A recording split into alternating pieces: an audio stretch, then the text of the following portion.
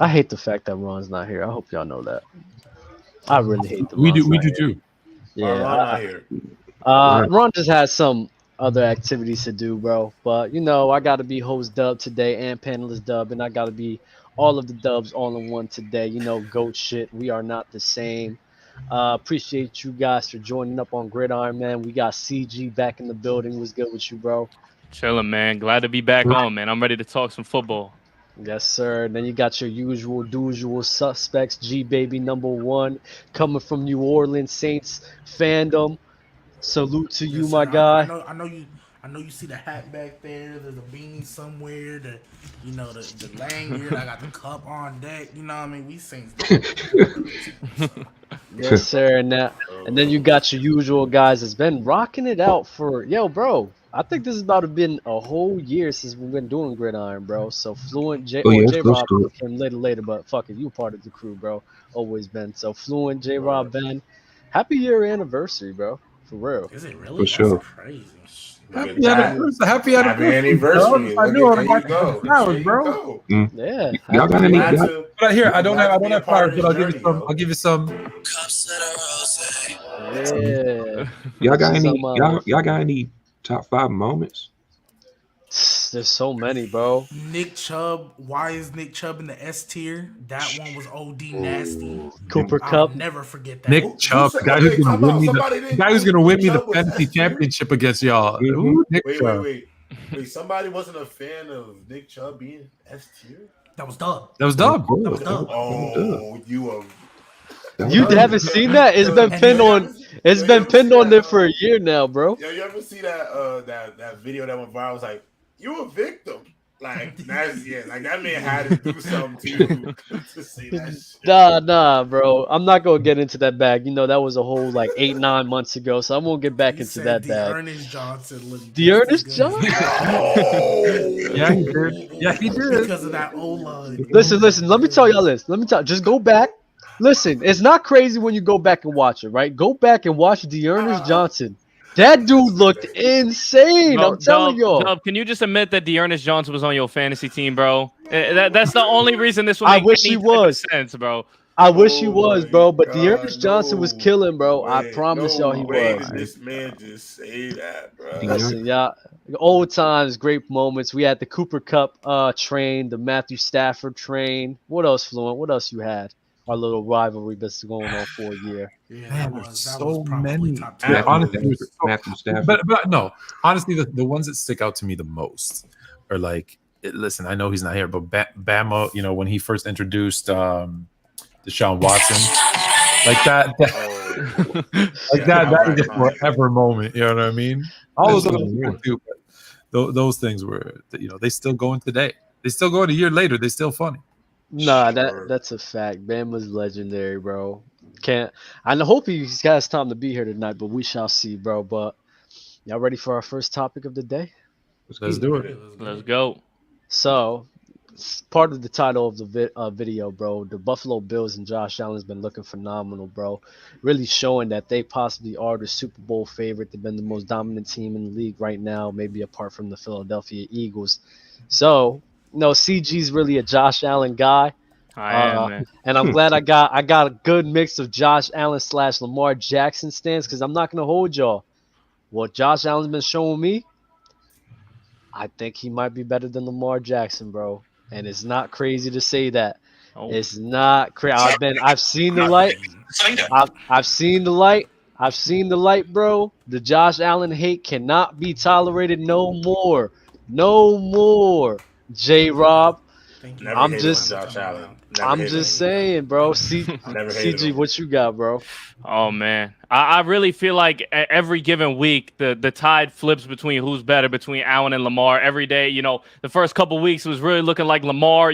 Allen started off crazy win over the Rams, and then you got Lamar, 2 amazing performances, the 4 touchdowns, the shootout with Tua. It's just like every given week these guys flip, but I got to give the edge to Allen right now, man. And maybe it's my bias, like Dub said, I'm a Josh Allen guy, but to dominate the way he did against Pittsburgh. Now let's be clear here. Let's not act like Pittsburgh is an amazing team, but I can't take away from 4 touchdowns and an insane amount of pass yards. I think he had, what did he have? Damn near over 400, right? They was up by Yeah. 30. It They was up 30 at the half, I think. nasty something game like for that. Josh Allen. They smoked them. Friday. Yeah, bro. G baby. I don't know. I'm frozen on my end, but I'm assuming. Okay, there we go. I was like, I'm assuming y'all can hear me because I can hear y'all.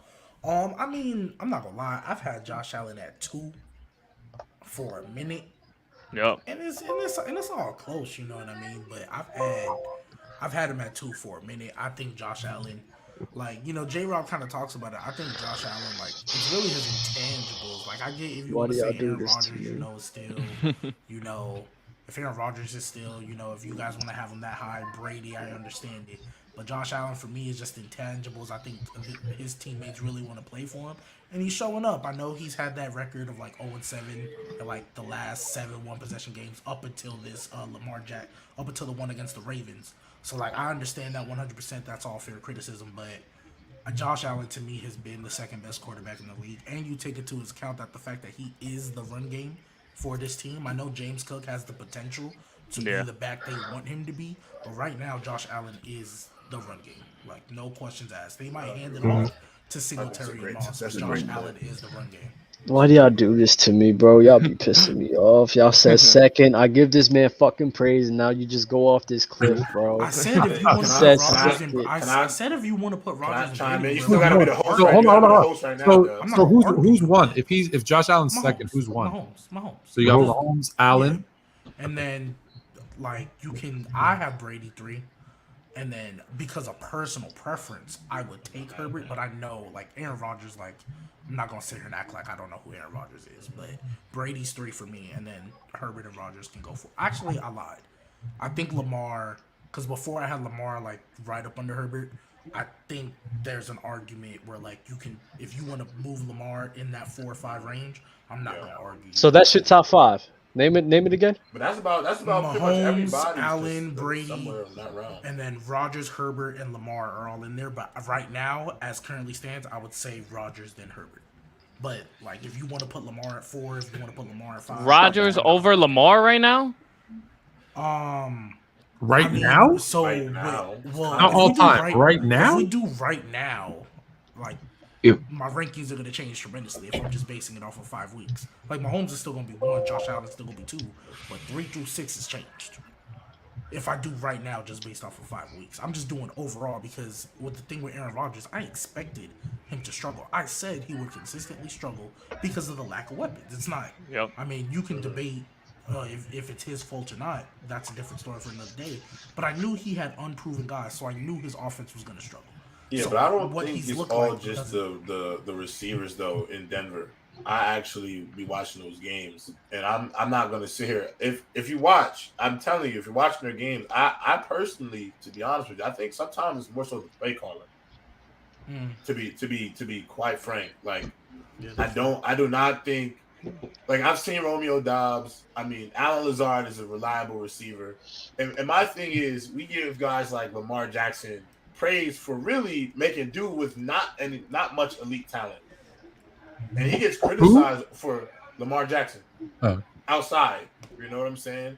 And we've also seen guys like Tom Brady play with not the greatest weaponry outside. And I do feel like with a guy like Aaron Rodgers, that's why we're paying you $50 million a year to kind of make up for some of those deficiencies. But also, I think personally, and people are not taking into account, I think there was kind of an irresponsibility of Aaron Rodgers to not take the time out in the offseason to build that chemistry with these young wide receivers.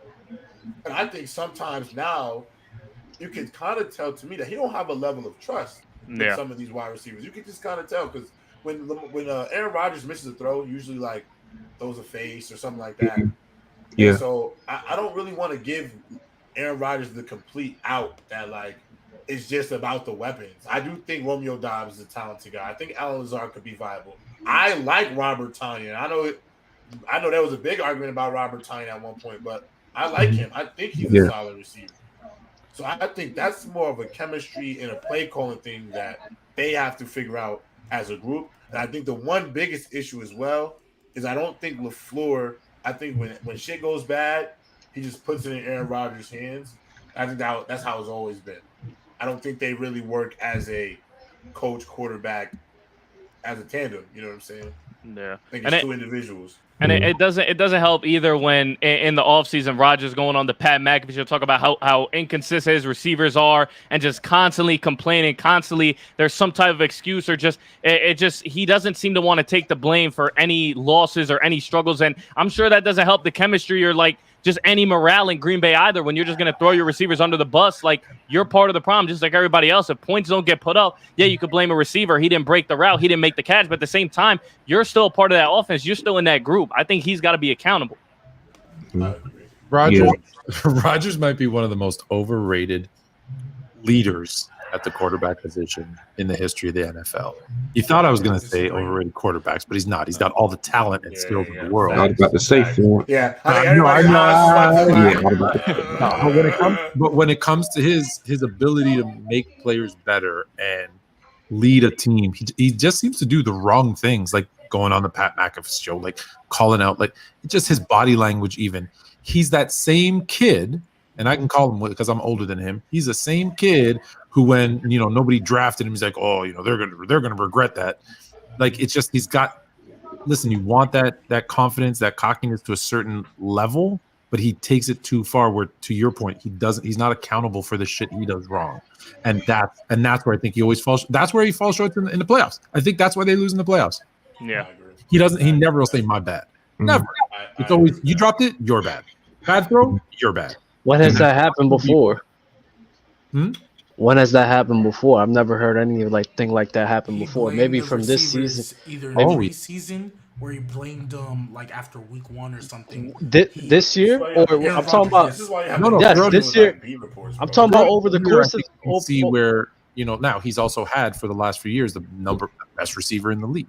So that does hide some stuff. And again, his talent, his extreme talent, like I think covers up a lot of that stuff too, right? Like he's so good. He's so good it covers that up. The point I'm making is this. You're saying all of this nonsense about Aaron Rodgers, this, and that, him throwing his wide receivers on the bus. Okay, he's doing that this year. Cool. I've never heard him do this over the course of his whole entire career. He's never done it before. So I don't see how that's a point. To say because Fluent as a whole, but I know he's like he's definitely trashed the organization. He trashed the organization. There we go. I mean, Doug, when they draft Jordan Love, he's very clear that he's unhappy about Jordan Love. But the other part is too, you'll know. Just listen. This is how you can know. One, if you read kind of the reporters when they interview him, listen to him in that. But more importantly, you'll hear. Just watch any game, and guys who are really close to the Packers, they'll say, "Oh, that receiver, don't expect him to catch the ball very much because he had a drop last week and he's lost Aaron Rodgers' trust." They say that every single week about a certain guy, and you don't get that reputation because you're a good leader and you help them. You get that reputation because you're a jerk, and if someone drops a ball, it's their fault, and you don't throw it to them again. Yeah. Some of that is valid, but you hear it more about him over the last 10, 15 years, whatever, more so than I haven't heard it. Maybe this is the first year. I haven't heard it when it comes to wide receivers. That's not true because you watched the Christian Watson game. Yeah. After the drop, they literally talked about it during the game. Aaron Rodgers did not throw a single pass to that young man for the rest of the game, and they literally talked about it. They literally said the word that he doesn't trust him anymore. Like, it was clear as day. And if I can go to that point, and look, it doesn't happen. Of course, it's not all the time. But listen, if you go back and watch a lot of the great quarterbacks, and again, he's one of them. But go back and watch some of the great quarterbacks. You'll see a guy drops it. Who gets the next pass almost every time? It's that same guy who dropped it because you need their confidence up. You want them to kill I think he kills it a little bit. Right now that might be his way of lead. That might be his leadership style. It doesn't seem to work. Well, no, it could be his leadership style, but I don't even think I don't even think that should be a point to even try to knock Aaron Rodgers as a quarterback because at the end of the day, bro, it's the only flaw he has. You got to bring it up. The only flaw he has, cool, but at the end of the day, I don't think he was losing games because of that type of negligence to his receiver. They're mainly losing games, especially throughout the 2010s, mainly because their defense was so bad. And then, yes, I would say a combination of their defense being bad. 100%. The offense was fine. It's not a combination. It's not a combination of both. It's not a combination. No, J-Rob, we're not doing this shit. He also has a tendency. Two things can be true. Yeah. No, it cannot. Defense is look. If there's a number one reason, I agree it's the defense. But the number two reason is sometimes he plays it too safe, which is why he has such low interception numbers. And I think that hurts him too sometimes. Sometimes, don't get me wrong, he takes that Packers defense was stealing them. I don't know. Packers defense was stealing. I think Trent's been in his ear, and he's really aware of his touchdown to interception ratio.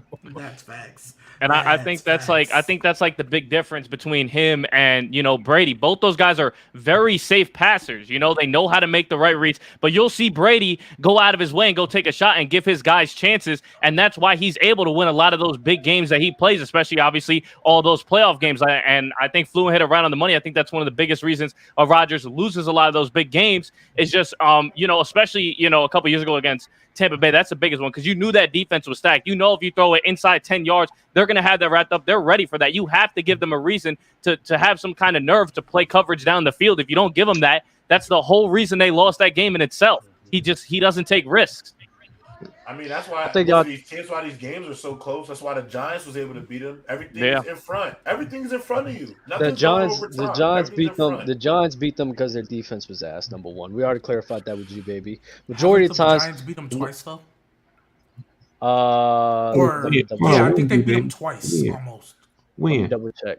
When? In 2011. In 2011, they beat them. Or who else did the Packers lose to as a 1 seed? Because I know Rodgers as a 1 seed has lost at least 3 times. Was it 2 to the 49ers? Yo, Doug, it was the Bucks. It was the Giants. The Giants, they only faced them in the championship. I'm talking about in the divisional round. Because in 2020, they actually won in the divisional round. I'm talking about as a 1 seed. He's been bounced out the divisional round, I think 3 times. One was last year. I'm gonna go through the history of Aaron Rodgers right now. Wait, Doug, can I ask you a question real quick before you go through this history? This is just specifically for you. Do you feel like Aaron Rodgers' career, like if you were to give a percentage to like why he's not have a multiple Super Bowls and more playoff success in his career, what percentage do you give that blame strictly to the defense? This is what I say. I think a lot of that goes to me on the defense. There's been a lot of times in his career where he does his job and defense sells. A lot of times. And then I actually said this. I expect this. I don't know a number, but I just went through it right now. I got 3 or 4. I don't. So I'll give you the percentage. I'll give you the percentage. I'll give you the percent. I'll give you the 60-70%. I'll put that on the defense. 70%.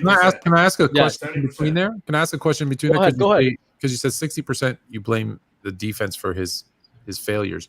Do you give the great defense who took him to the Super Bowl and to a Super Bowl win, do you give them the credit?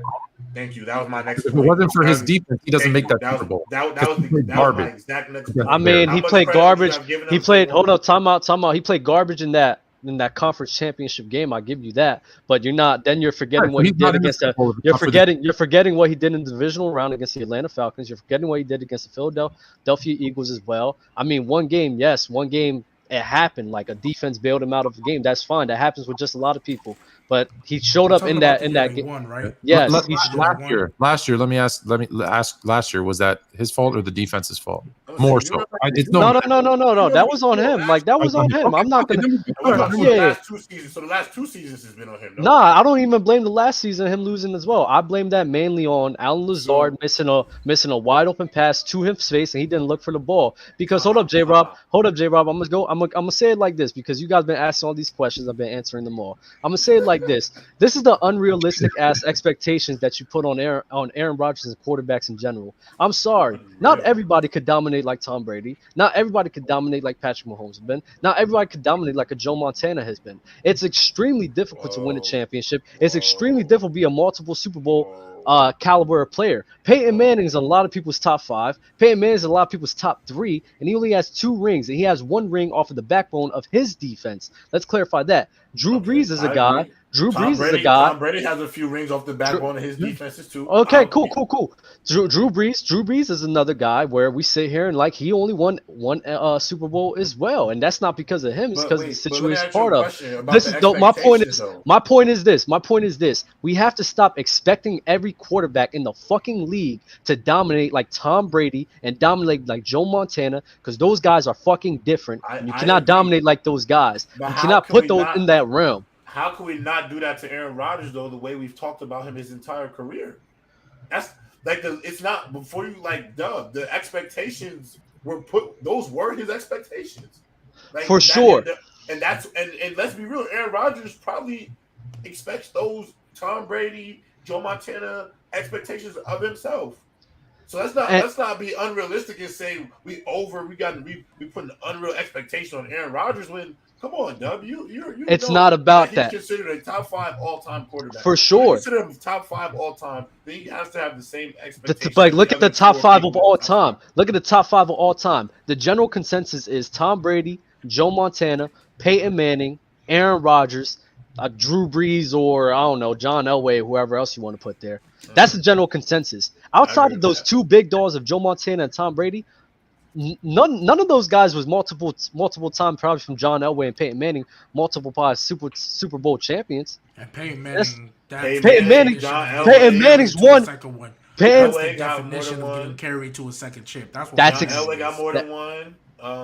John Elway got Montana, 2, but that's the point in which I'm making. Everyone outside of that has 1 or 2, and that's for the people that we talk about being in the top 5. That's the criteria in which I'm holding him to. The thing I was upset about Aaron Rodgers, that I thought a lot of people kept talking shit, and it pissed me off, especially like 2019, 2018. They tried to say that he was better than Tom Brady and all that nonsense. I'm glad that after last season, that shit got put to bed.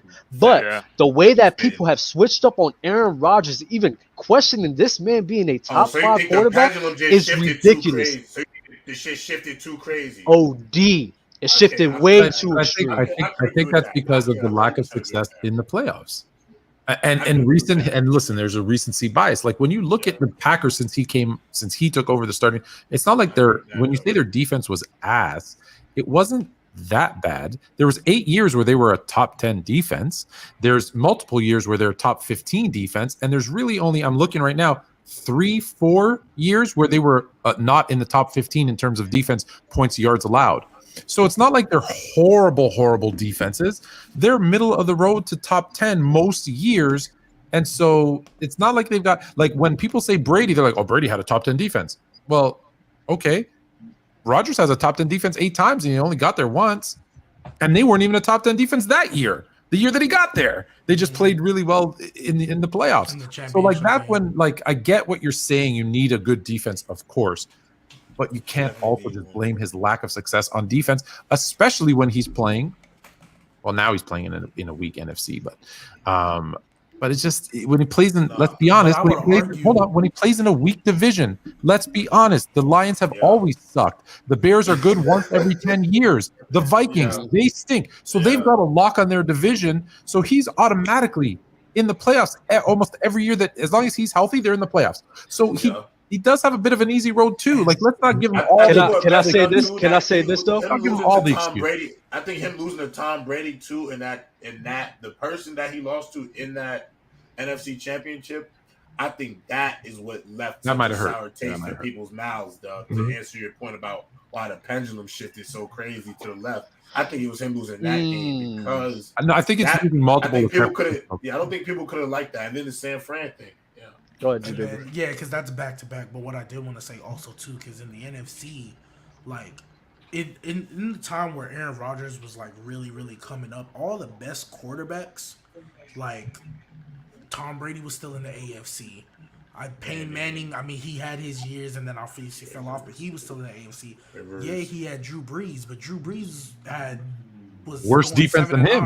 7-9 for like 3 straight years. I know 2011. I know, that happened. You know, he had a 32 ranked in like yards allowed and stuff like that. So I'll give him that one. But like the teams that was coming out the NFC, they wasn't really having like after Drew Brees and then Aaron Rodgers, because they went back to back. After that, like these teams that were coming out the NFC, they weren't like on the level of Aaron Rodgers, Tom Brady.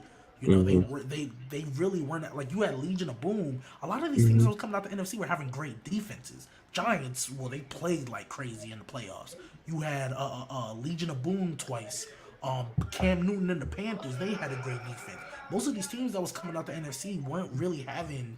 They might have had quarterbacks that were playing great at the time, but they were never at that stature. So the way we look at it, I'm not saying he got to dominate like Joe Montana and Brady. It's like Brady got 7 of them things or 8 of them things, whatever it is. True. That's OD. But the fact that, and it's because it's the same thing they held against Drew Brees too. I was there for a lot of it. you got there and you ain't been there since. Let me tell you this. How would y'all feel? Getting there once. How would you?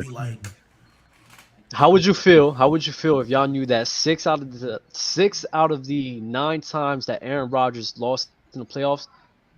I'm sorry, am I lagging? Nope. No, you good. No, we're good. You good. Oh, okay, my bad. How would y'all feel about knowing that 6 out of the 9 times he lost in the playoffs, the opposing team scored over 30 points or more? San Francisco scored 45 a time. I think the Cardinals even scored 45. Yeah, but I'm not gonna lie. Put that into context. Hate this point. No, I'm not gonna take it out of context. I'm really not. I'm not even gonna act like that's a bad point because it's not. But I will say this though. Sometimes, bro, like I think Tom Brady scored 45 if he has to. I think Mahomes scores 42 if he has to. I'm not saying Doug's going to bring up a good point. Like when you give up more than 30 points, everybody has a losing record. I get it. But when you say 6 out of the 9, so the other 3 times, what happened the other 3 times? Well, no, that's why I said. That's why I said he's not. And then let's stick to the 6. Those 6, you couldn't win 1, 2 of them. Yeah, that's what I'm saying. Like even a losing record, that's my point. And considering also too, what I wanted to say was like, I don't think anybody criticizes Aaron Rodgers for when the defenses play horrible. It's like that's been your excuse. The defense has always played bad, but then it's like when the defense finally steps up, you're not coming through now, and that's where our big problem is. Because if like I can get with y'all, like trust me, as a Saints fan, I know what it's like to have a bad defense. But once you get a good defense, they actually. Can you tell me what it's like to have a good quarterback? I've never experienced that. I mean, I'm feeling your pain right now. I'm not gonna hold you. I'm feeling your pain right now because it's tough out here. But when your defense is finally step up, and then it's like, of course, the second your defense steps up, now you're the one not coming through. It's a reason why people don't want to give him that pass of, oh, well, your defenses aren't coming through, because the second they do, you don't show up. But this is why I say, and this is why I say, when we put all of these guys under a microscope, excluding your Mahomes, Joe Montanas, and Tom Brady, we can say this about literally every single person in NFL history, which is why I say the type of slack that he gets is fucking ridiculous. We could literally have this conversation about Breeze. We can have this conversation about John Elway. We got this conversation about Peyton Manning. You think he gets ridiculous amounts of slander? Aaron Rodgers? They don't call him top 5 no more. They even question the fact that he's top 5. And people still. I feel like he's been getting top 5 Look, conversation. Yeah, he's still in the top. Yeah, look, I don't think that's a small dub. I agree with you. Come on, that might not even be 10%, dub. Yeah, because after last year's playoff, I'll get what you dub. After last year's playoff, people will be like, well, bro, the defense did what you needed and you couldn't get a touchdown. Like, I get you on that, but people still say he's a top 5 quarterback. Like, baby, turn up your mic, bro. I'm snapping my lap. Why you fixing that? This is super chat. After that, this is super chat loaded. Fluent, what you think about about Rodgers owning the Bears? He absolutely owns us, and I can't wait for him to retire. And if you watched the show last year, me and Adam Rank talked about we were going to pack his bags and drive him to Denver before they signed Russell Wilson. We were trying to get him the hell out of our division. Oh yeah, we're trying to get him to sell that damn team. Oh man, is my mic better? It's too bad he doesn't play. Listen, if he played the Bears in the playoffs every year, he'd make the Super Bowl every year. That's the one time he did get to the Super Bowl because he beat the damn Bears. He owns the hell out of us. That's why I give him all that love and respect. I said he's great. He's amazing. That's Hercules. That's what that's what I'm calling Aaron Rodgers from now on. Hercules. I feel you. Yo, Fluent, who do you think is better, Lamar Jackson, Josh Allen? I still think Lamar. Because I just by a bit, like super close, but like Josh, like you guys are like, oh, he never, hasn't won a 1 possession game, and now he wins one, and all of a sudden he vaults ahead. Like I think it's still close. So here's the thing. I think it's because I give Lamar Jackson two things that he doesn't. One that he does do better than Josh Allen, and one thing that Josh Allen has that Lamar Jackson doesn't. So I still think the running side of things is still Lamar Jackson obviously is still better than Josh Allen, whereas obviously the passing side is Josh Allen. But Josh Allen also has Stephon Diggs, Gabe Davis, your favorite receiver, Dub. He's got weapons, whereas Lamar Jackson doesn't. So let's not do that, bro. that's why it's close. What I will give you, they're neck and neck. If he wins another close game, it might flip, but I think it's close. And what I will give you about Lamar Jackson, though, and what I've always said, because I said, like, especially when they traded Hollywood Brown, I was like, everybody was calling their weapons mid, and they traded away the best receiver. Obviously, Mark Andrews is a whole nother league. They traded away their best receiver, and they were already calling it mid. And everybody was like, oh, the Ravens will be fine. And I'm like, I can't, until I see it. Rashad Bateman, Duvernay, and all these dudes, like, these are unproven guys. So I'm not about to be like, oh, the Ravens will be perfectly fine when everybody was complaining about the weapons they had, and then they traded the best wide receiver. Now, what I've seen in these past 5 weeks, they can't finish a game right now. But their weapons that they have, credit to Lamar Jackson as well. They are playing out of their minds right now. Whose mom's in the kitchen yelling? I think I gotta move to a different room. I want to go back to Fluent. I just got a simple question, bro. Like I get your argument. You know, the Lamar less help thing. It'll always be the bailout for all you Lamar lovers. I'm not gonna take it away from you because there's no. Hey, I love Josh Allen. I got the Bills going to the Super Bowl. I go to the Bills games all the time. I love the Bills. But I understand everything with the whole help thing. But let's talk about when these two guys went head to head. Lamar Jackson had the game in his hands. All he had to do, I mean, correct me if they were wrong, they were inside the 40, very easily getting into Justin Tucker field goal range, and it wasn't the help that made him lose to the Bills. It was his decision-making. It was his turnover that swung the game. So you could talk about help all you want, but when those two guys went head-to-head, it was Lamar's bad decision-making that costed them that win. So I feel like after that type of a loss, you can't blame the help. I can't see putting Lamar over Josh after that. I have a question. Go for it. Does head-to-head matchups determine who's the better quarterback? No, it doesn't always. And I know you're going to say that. That was literally going to be my next point is I get it. QBs are not everything, but at the end of the day, they're the guys running the entire offense, and the Bills were able to score more than the Ravens were. So call it nonchalant. Call I'm not thinking further enough into it. I feel like there's no argument for Lamar over Allen right now. I mean, if you want to say that you think Josh Allen is clearly better, used, though. That's exactly. I was like, if you want to say Josh Allen is better, that's fine. Never be the case to say I'm just saying when we watch those guys play against each other, Allen was able to get the better of him. That's all I'm trying to say. When those two saw each other, Allen got the better of him.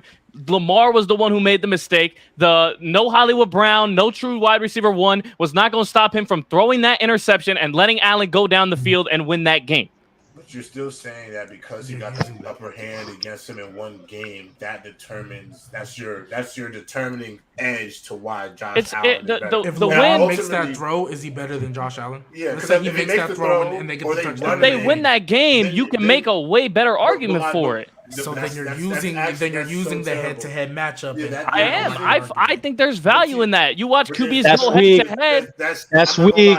That's so weak. I'm gonna be honest. Because a quarterback has nothing to do with how your defense plays. My point is, don't use the excuse for weapons when Lamar had a game to win in his hands and it was his decision making that made them lose. It could have been against anybody. It didn't have to be against Buffalo. It could have been against anybody. My point is, you can make the excuse for weapons all you want, but weapons or not, it was still his decision making that made them lose that game. That's the point I'm trying to make. I don't care who it was against, Allen or not.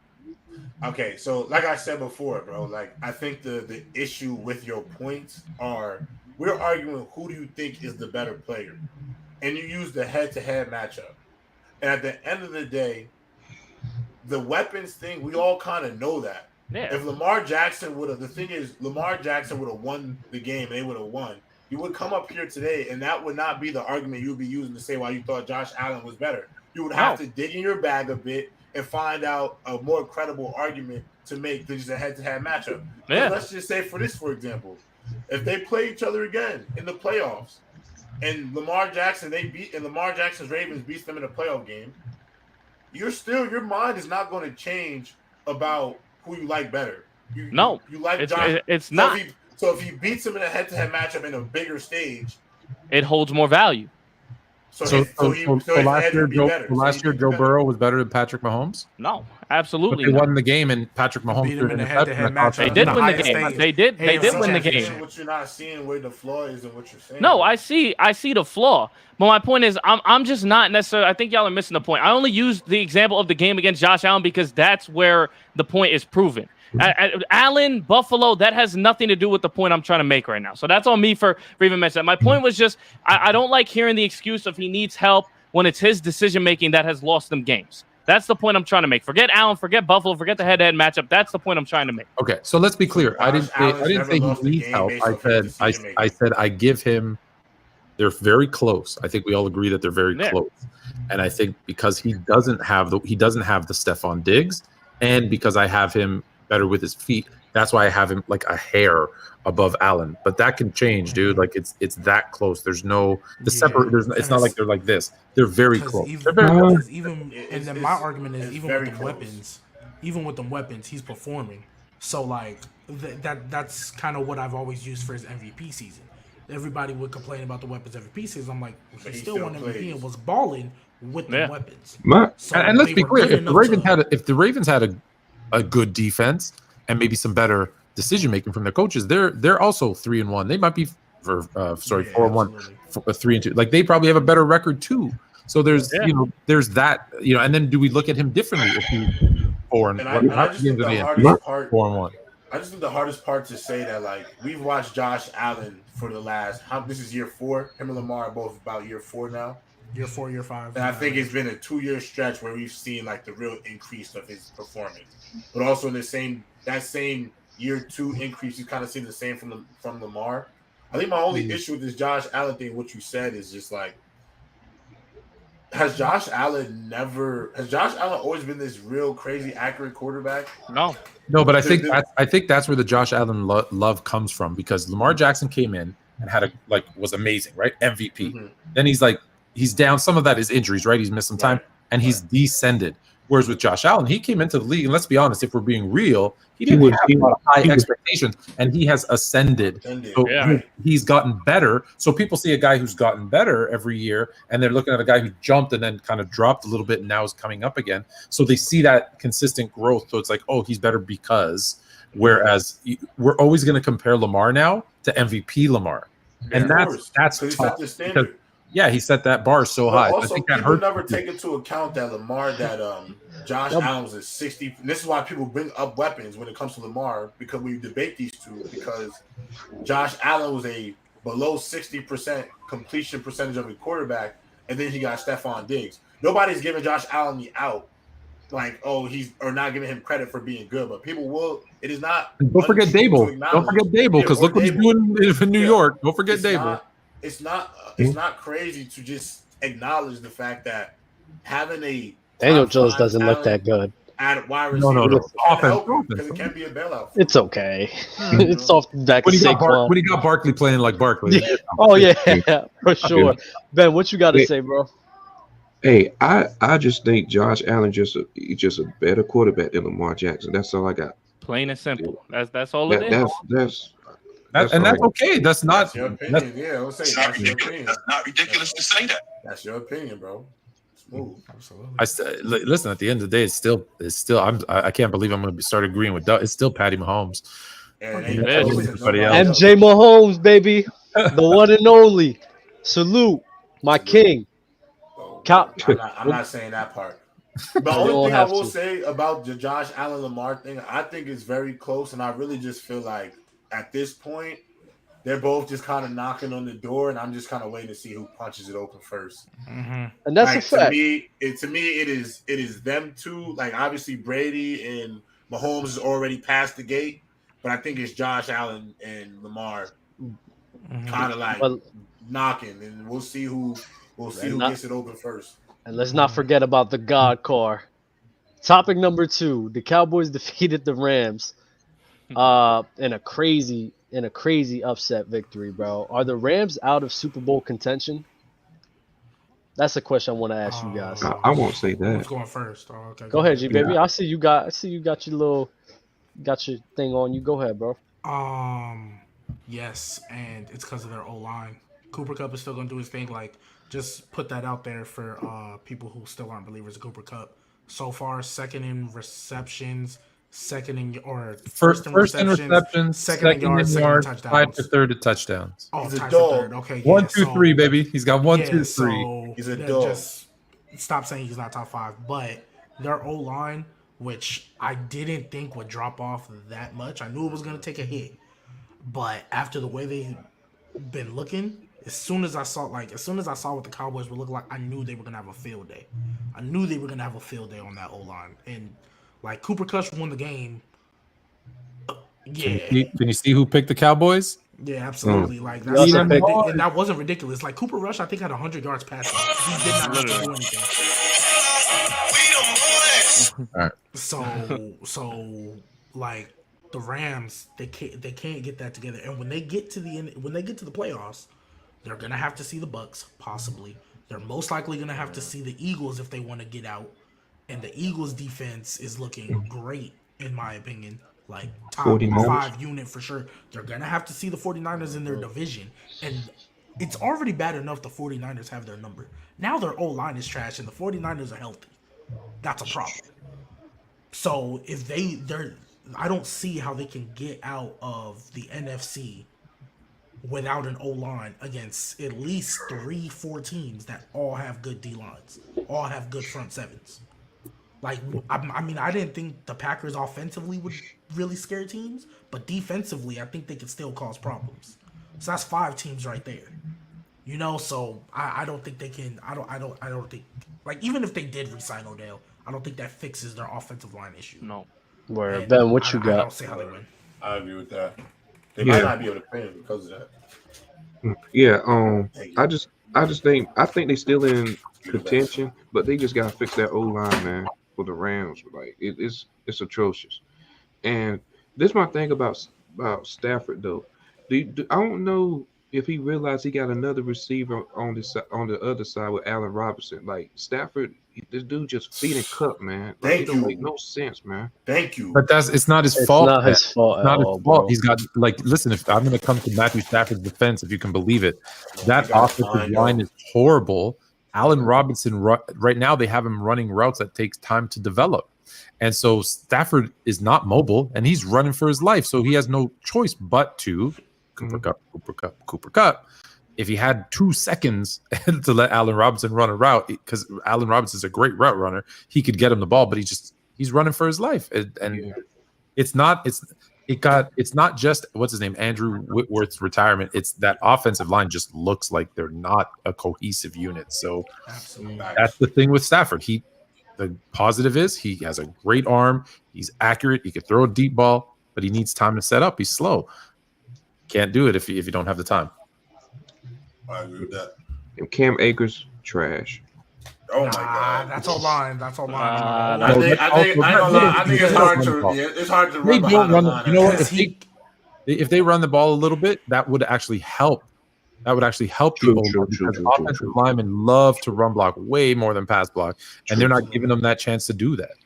Yeah, and because we saw Cam Akers came off a torn Achilles and had a burst coming through that O-line, like during that playoff run, Cam Akers looked great when their O-line was playing good. That was for one game, bro. It was. I'm It was for one game, bro. I'm not saying he. I'm not See, saying baby, that's he, a crazy wait, context, wait. bro. I'm not saying he had great. I'm not saying he had a great game. I'm not saying he. No, he had a great game. No, I'm saying he looked good. But I'm not saying he had a great game all the time, but I'm saying he looked good, especially coming off a torn Achilles. I didn't expect Cam Akers to look like that. I didn't say he went off every game. I said he looked good, and the O-line was still quality. That's what I'm saying. Like, Cam Akers looks worse now because the O-line is worse now. That's what my point was. The point in which we're making is there was only one game where he looked quality. Every other game, he did not look good. I disagree. He didn't do Come much. on, baby. I don't like you cannot. Look, wait. Come on. What do you mean? He wasn't Just doing look. shit. Look, you cannot like quote unquote do much, but you can still like for example. Oh my gosh, like I'm saying, you can still look like cut like. Make it make sense. Coming off the torn Achilles. All I'm saying is coming off the torn Achilles. I thought, considering what that injury usually does to people, and the fact that he was able to make it back for the playoffs, I felt he wasn't like top tier, nothing. He wasn't no out of world running back, but I thought he looked good, even if he didn't get all the yards and the production behind it. I thought he looked. Wait! Hold on, J-Rob. Wait. Chat, let me tell y'all something about G Baby. Listen to this shit. Ask G Baby what his record in fantasy football is.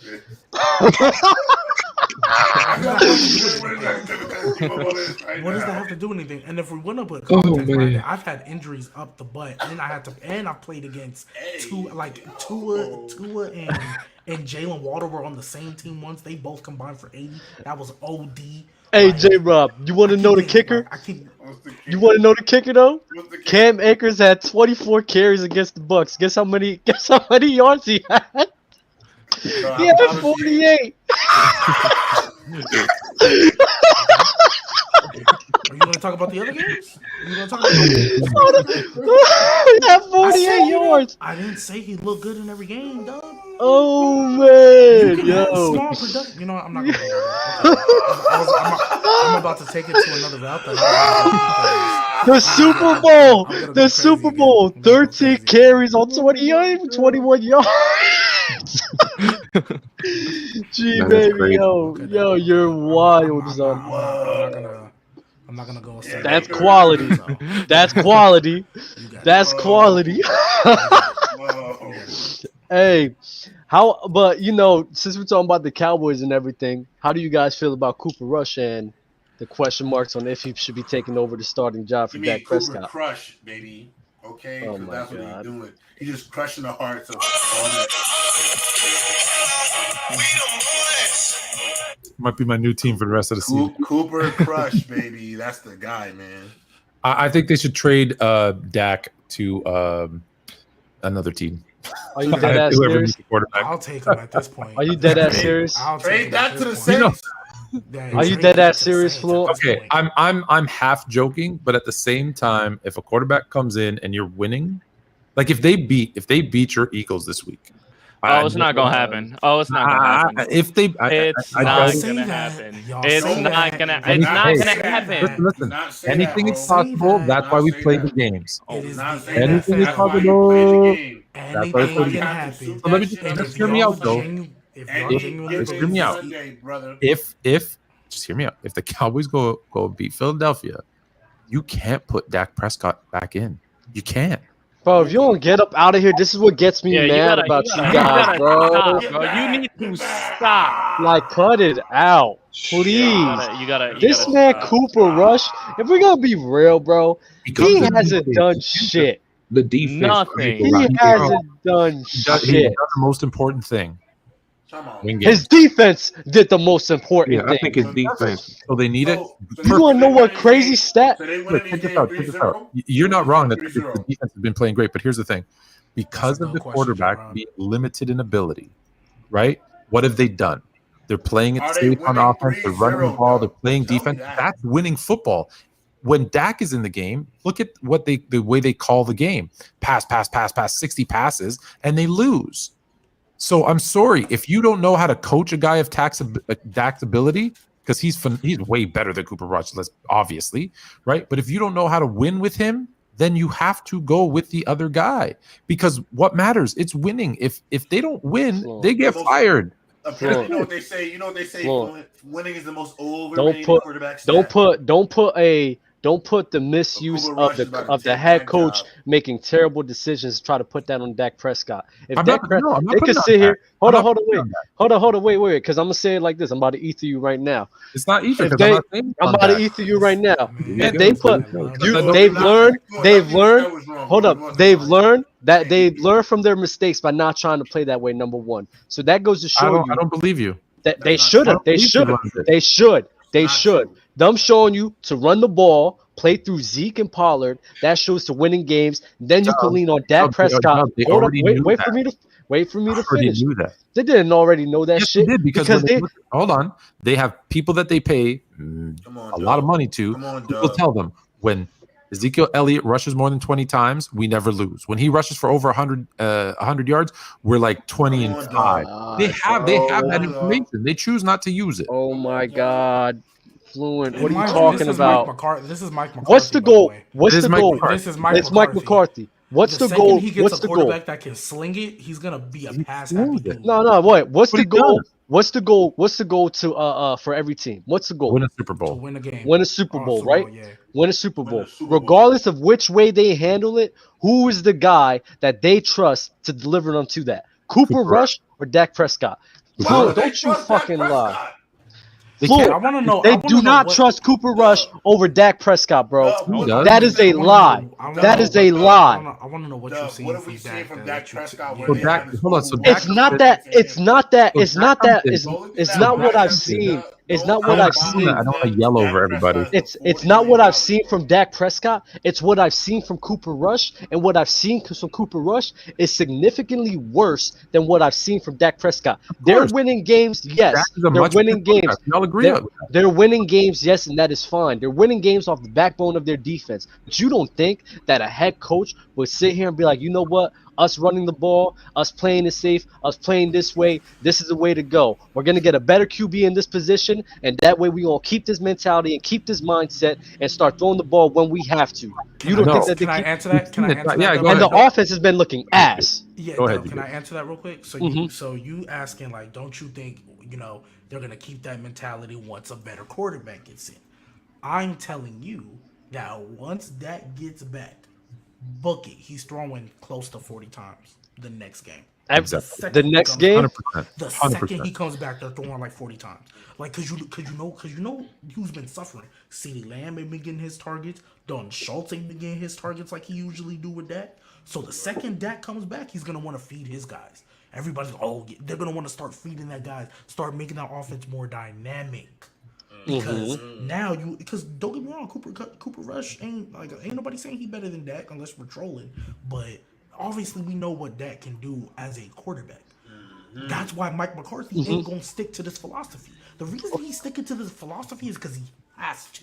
The second Dak gets back, I guarantee you, especially because it's gonna be his first game back, they want to get him in a rhythm. He's throwing 40 times.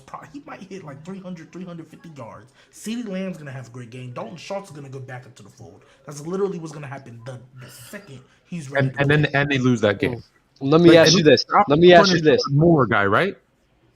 Who doesn't believe in running? Who? What? Their OC. Oh yeah, what's his name? Something more, right? Because he was weak. Kellen Moore. Kellen Moore wants to be a head coach, and his way to do it is to say, "Look, everybody, I know how to coach a quarterback. I know how to get him to throw 50 times a game." That's his thing.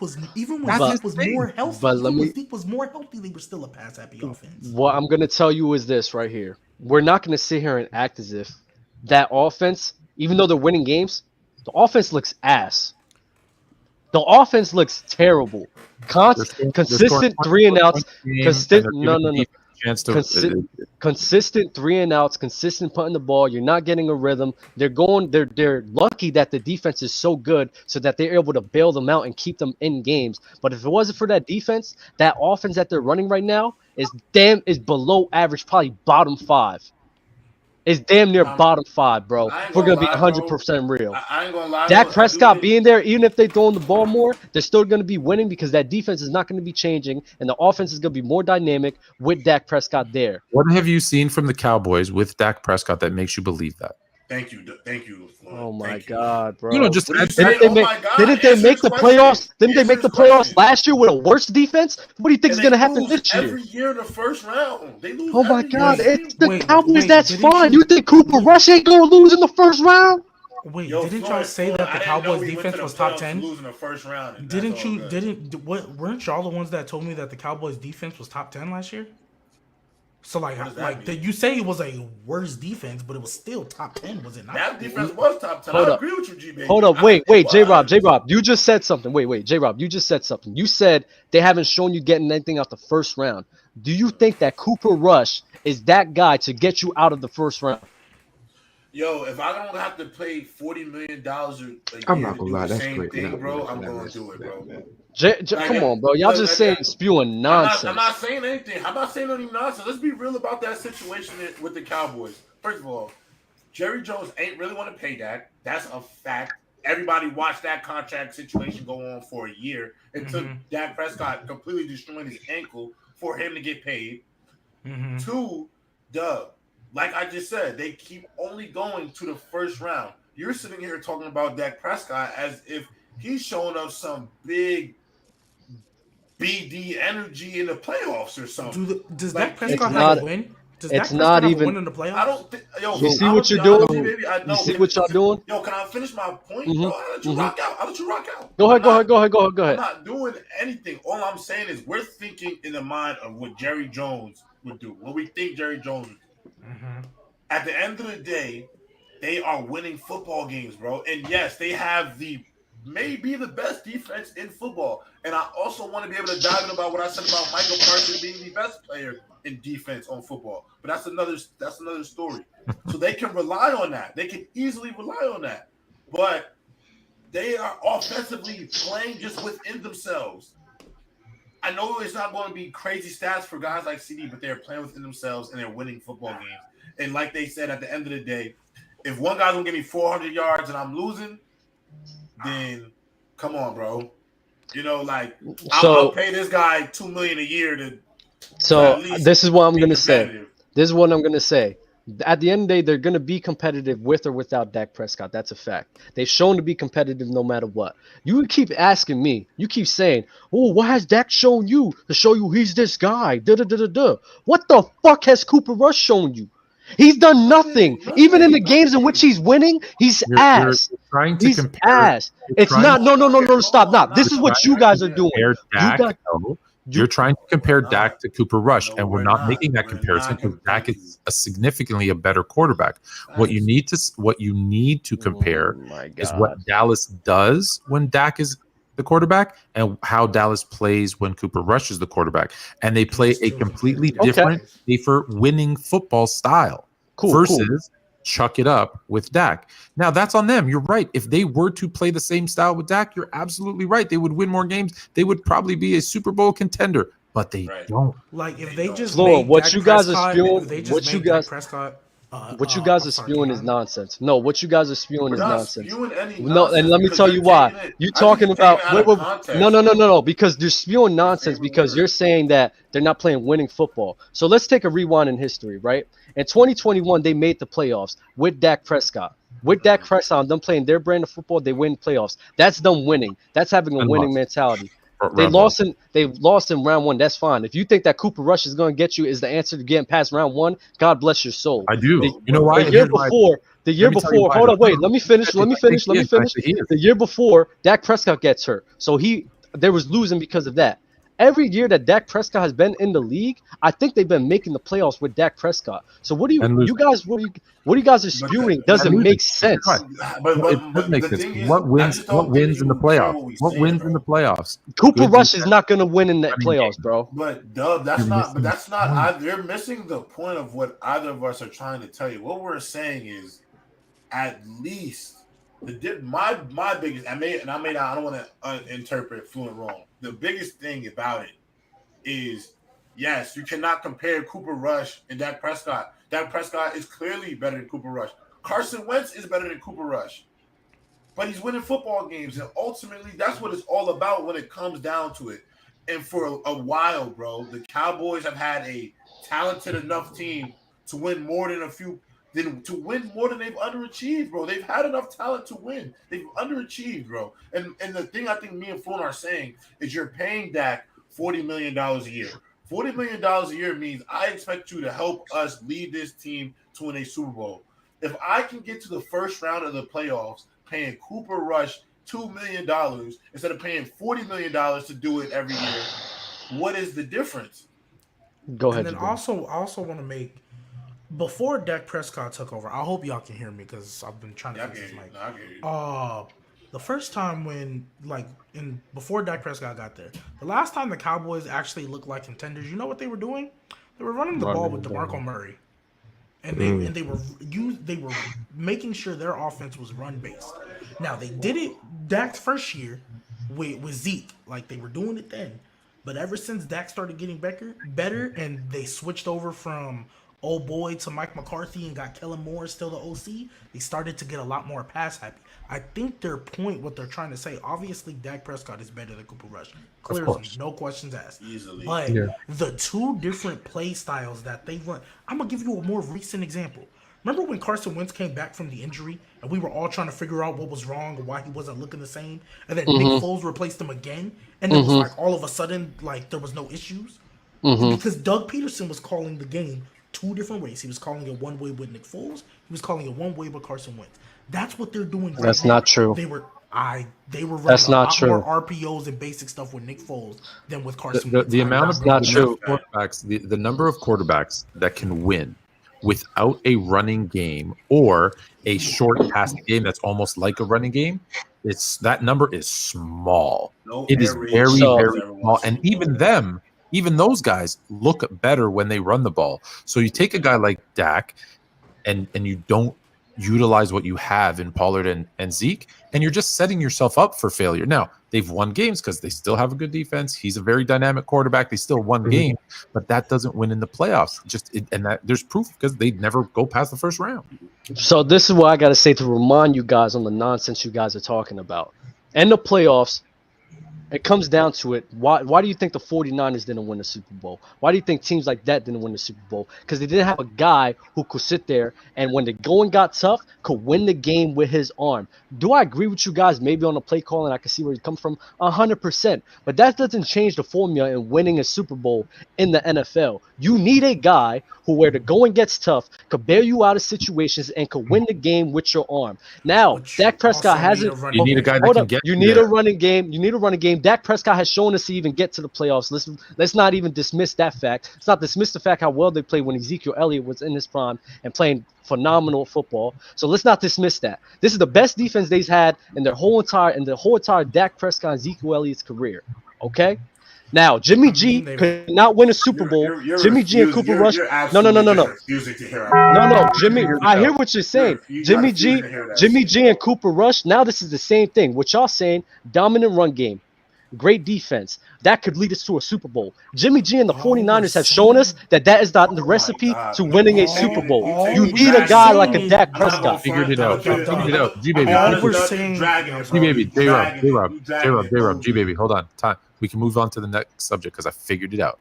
Dub wants Dak to start for the Cowboys because that gives the Eagles a better chance. Done. I got it. Let's go. And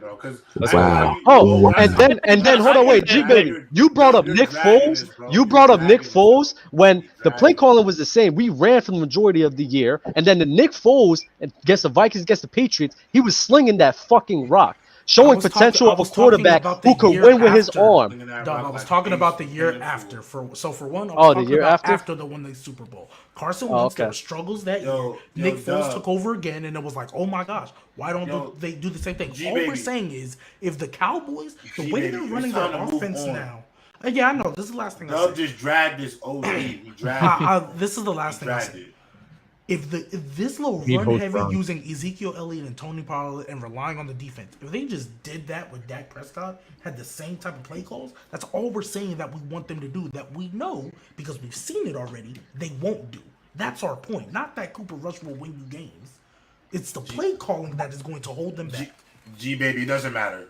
It doesn't matter. Dak Prescott is a guy that when the going gets tough, he makes all the plays to make it happen for you. And he's a shining light. So it's all good. That's what's the next topic. No. CG, what you had to say?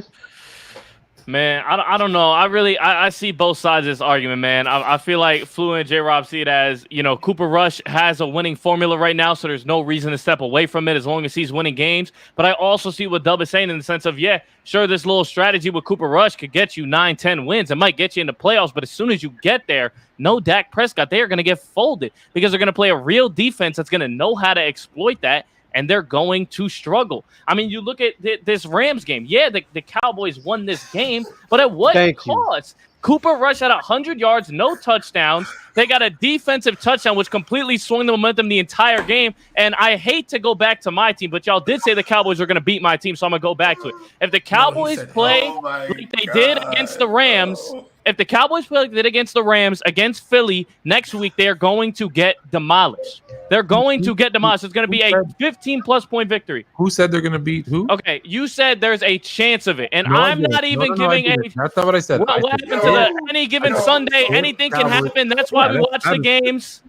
All I said was if the Cowboys beat the Eagles. So the Cowboys wasn't getting folded either in the playoffs with Dak Prescott. I was about to say, like you said, once they get into the playoffs, no Dak Prescott, they're gonna face a real. They were one bad clock management play away from being in the divisional round. What are we talking about? He made that bad play. You know what I see Dak Prescott doing against a good defense?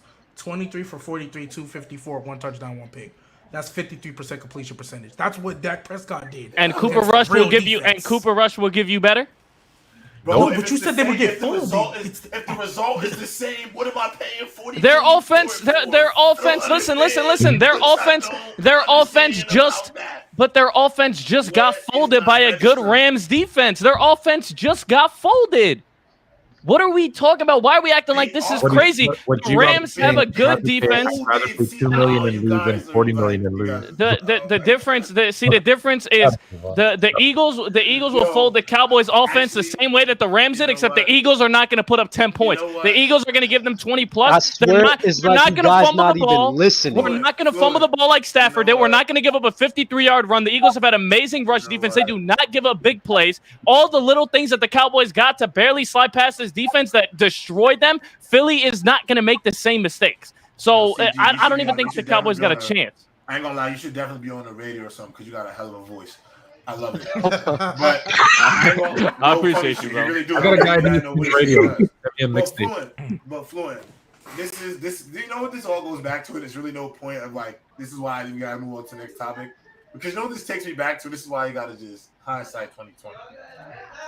We're talking to the guy who thinks he'd rather have 400 yards and lose. Oh yeah, that's than have 250 and win.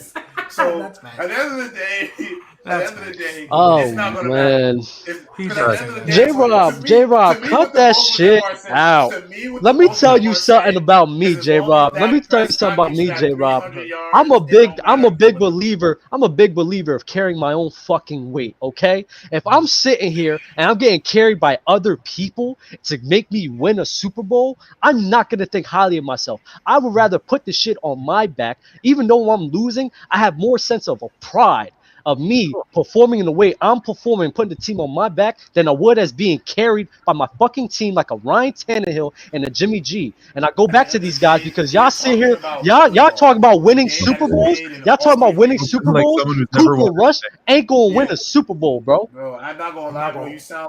No offense to you, W. You sound like a fucking loser, bro. Hell no, I won in my sport. So fuck out of here with that. I won in my sport. I love you to death, bro. I won in my sport. I won in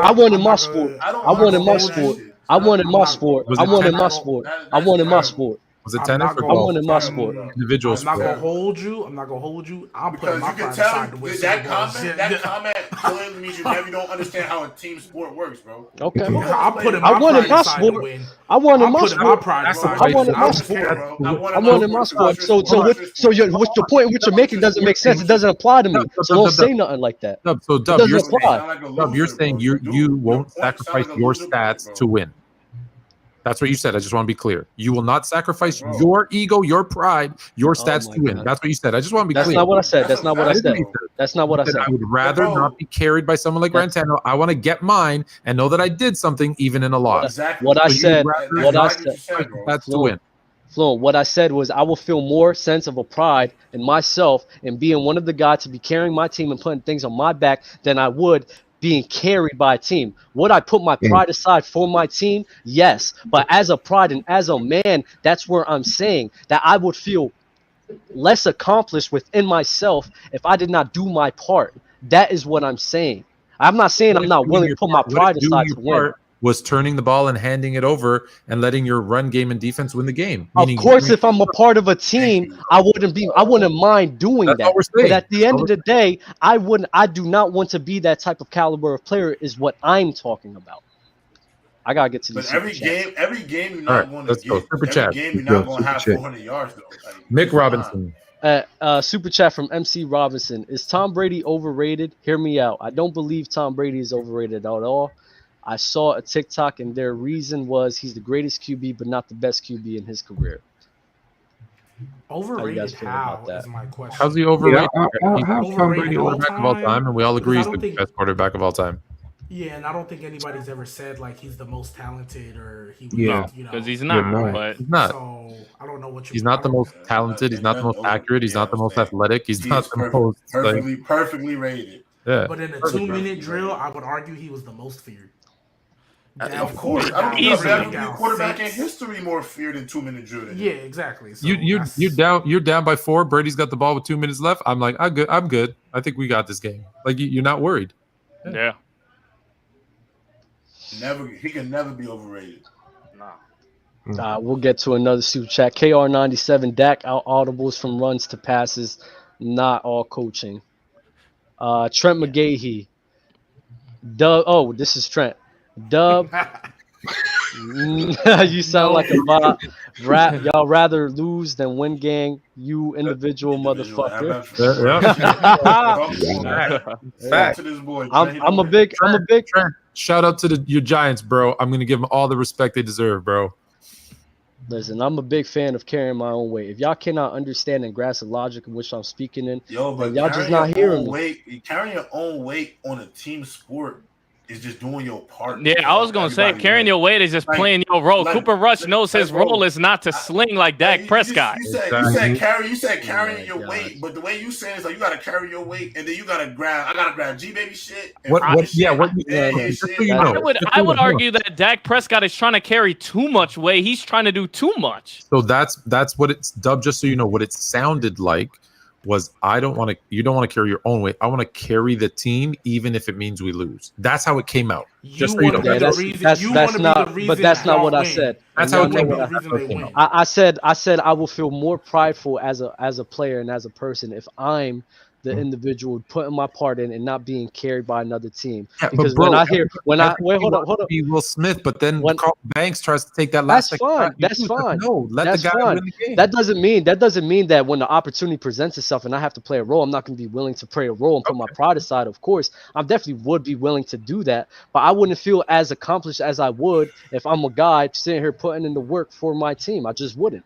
That's just not how I roll. I don't like riding coattails. When I put work into something, and this is my work, this is the podcast, this is everything, bro. This is everything in which I do. I'm not going to sit here and just sit idly by and allow other people to overtake me. I'm going to put my work in. I'm going to put my part in, and my work ethic and what I do, people will see that and people will notice that. And that is a fact, and that is who I am as a person.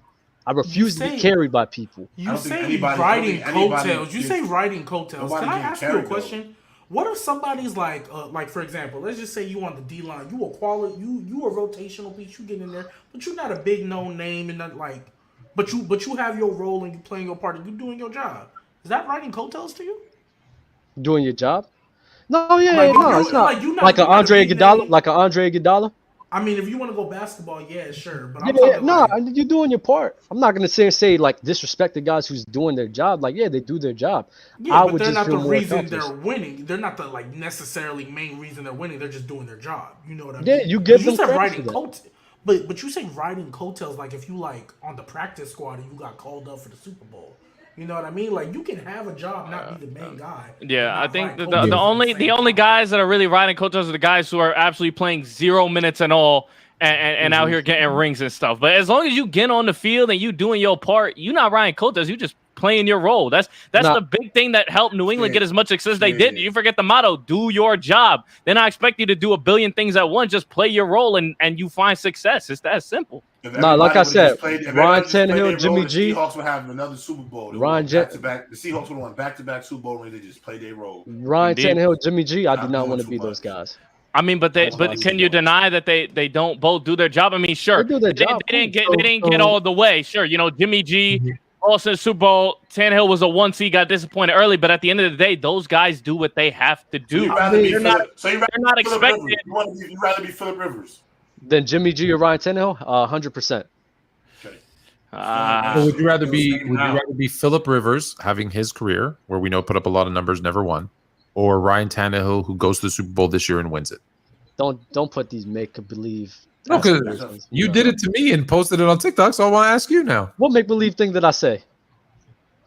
You tried to compare Ryan Tannehill to friggin' Patrick Mahomes or some shit like that. I don't know. I said Justin Herbert. That wasn't unrealistic. Ryan Tannehill didn't win a Super Bowl. Jimmy G didn't win a Super Bowl. Of course, that's what you put me in. Take the names out of it. Give it a simple situation. Would you rather be a QB who's going to throw for 400 yards, get your touchdown, 1 pick, but never get anywhere near winning any type of a ring? Or do you want to be a guy like a Jimmy G or Ryan Tannehill? You're only throwing 150 yards, might not get a touchdown. You're relying on everybody else, but you are successful. Would you rather play a lesser role and win or be the star of the show and have nothing to show for it? Which y'all think I'm going to go? He's going Which y'all think I'm going to go? I mean, you already said you would rather have 400 Which y'all think I'm going to go? Which y'all think I'm going to go? You went last time. You already said you'd rather have 400 yards and lose than have. I'd rather be Dan Marino. I'd rather be Dan Marino. Oh my God, this guy, bro. Super chat from Cam Cobain. What is Micah Parsons' career ceiling? The next LT. Hold on, I gotta say something about that super chat. We gotta chill out on the next LT jump, bro. I'm not gonna lie. It's a reach. It's a reach. No, it's a bit of a reach right now. But when we want to talk about like versatility as a linebacker, like Parsons is up there with his defensive bag. Like being able to be a pass rusher and a coverage guy simultaneously is some crazy value to have. I think he's gonna be a better version of Bobby Wagner. Listen, his ceiling. He said it's ceiling. So if everything goes perfect, he could be, to J. Rob's point, one season, multiple seasons, the best defensive player in the league. That's his ceiling. But no, LT, no. Like he's not an LT. I don't think he's gonna get there, but that was his ceiling. The dominance level is just not there. Can my man get his career first before we just write it off? Come on, man, have his career first. Can we get? No, he does. He has time. Can we get our decade first before? I don't think he gets there, but that's. He could. Get our decade first, G baby. Let's just get our decade first, and let's just wait. We're about 8 years away from knowing, unfortunately. Yeah, we got some time. We saying like this on the pathway. He's on the pathway to be one of the best defenders in the league. Not all time. No, not all time. No, not all. LT's the greatest defender, arguably the greatest football player ever. I think LT is the greatest defender. Is it even arguable? I think LT it's just not is. arguable. He clears everybody. He's clearly number one. I got LT 1, Dion 2. Yeah, well, I think nobody's gonna argue that he's gonna get that high. But like, let's give an example of like a modern day great defensive player. Can Micah Parsons end his career realistically? Like, we're not talking about ceiling. This is everything went amazing. Realistically, from what you expect, can he go down as a better defensive player than Aaron Donald when he retires? Yes, 1,000%. Than Aaron Donald? Than Aaron Donald. 100%. I don't know, man. Maybe Ed Reed. A super chat from he could Trent. be over Ed Reed, but a super I chat don't know. Trent. I don't know about Donald. 100%. And fellas, if y'all are not watching this shit, y'all not watching the games, bro. Y'all not watching the games. I don't know what Micah Parsons could do. He's gonna get tired, J-Rob. He needs to do what he's been doing for another like 5, 6, 7 years, and he's got to get some depoys under his belt. Hey Trent, get up here, bro. Some Pro Bowls under his belt. Bro. So look, I'm already telling y'all right now, Micah's winning Defensive Player of the Year this season. It is a lock. He will have it. If he stays healthy, knock on wood, he's the lock to get it this year. That's not ridiculous. Play his tape again later. Yo, I'm telling you, I think he's going back-to-back off the rip. Next 2 seasons going back-to-back. Okay. This is my thing, J-Rob. I think he is it, bro. I think this kid is mm-hmm. This okay. When it comes to like Michael Parsons, if he want to be like you say, like how you say he close to Aaron Donald, right? I don't think he's close to Aaron Donald instead of legacy, but I think if we're talking about defensive players right now, I'm personally, if I had to draft one first, the first defensive player I'm drafting.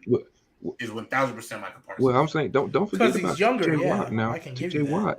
Well, it's So not I'm even going just by- because he's I'm younger. going It's player. it's all about the versatility, bro. I think going that's by what the player. makes him. Yeah, I'm going- Like, I I'm think going if by he the was player. if he was just like a great pass rusher or just a great coverage guy, just individually, I don't think the hype would be as high as it is. It's just that he does both at a like league high level. Like you could call him a top 5 pass rusher and a top 5 coverage guy very soon. I'm not gonna hold y'all. Wait, If we're finish your saying point, they're man. both at Wait, their Ben, best. finish your point. I'm sorry. Ben, Yeah, I'm let- saying let don't Ben like finish. because you know TJ. I'm talking about like TJ Watt. I mean, don't forget about when he's healthy too.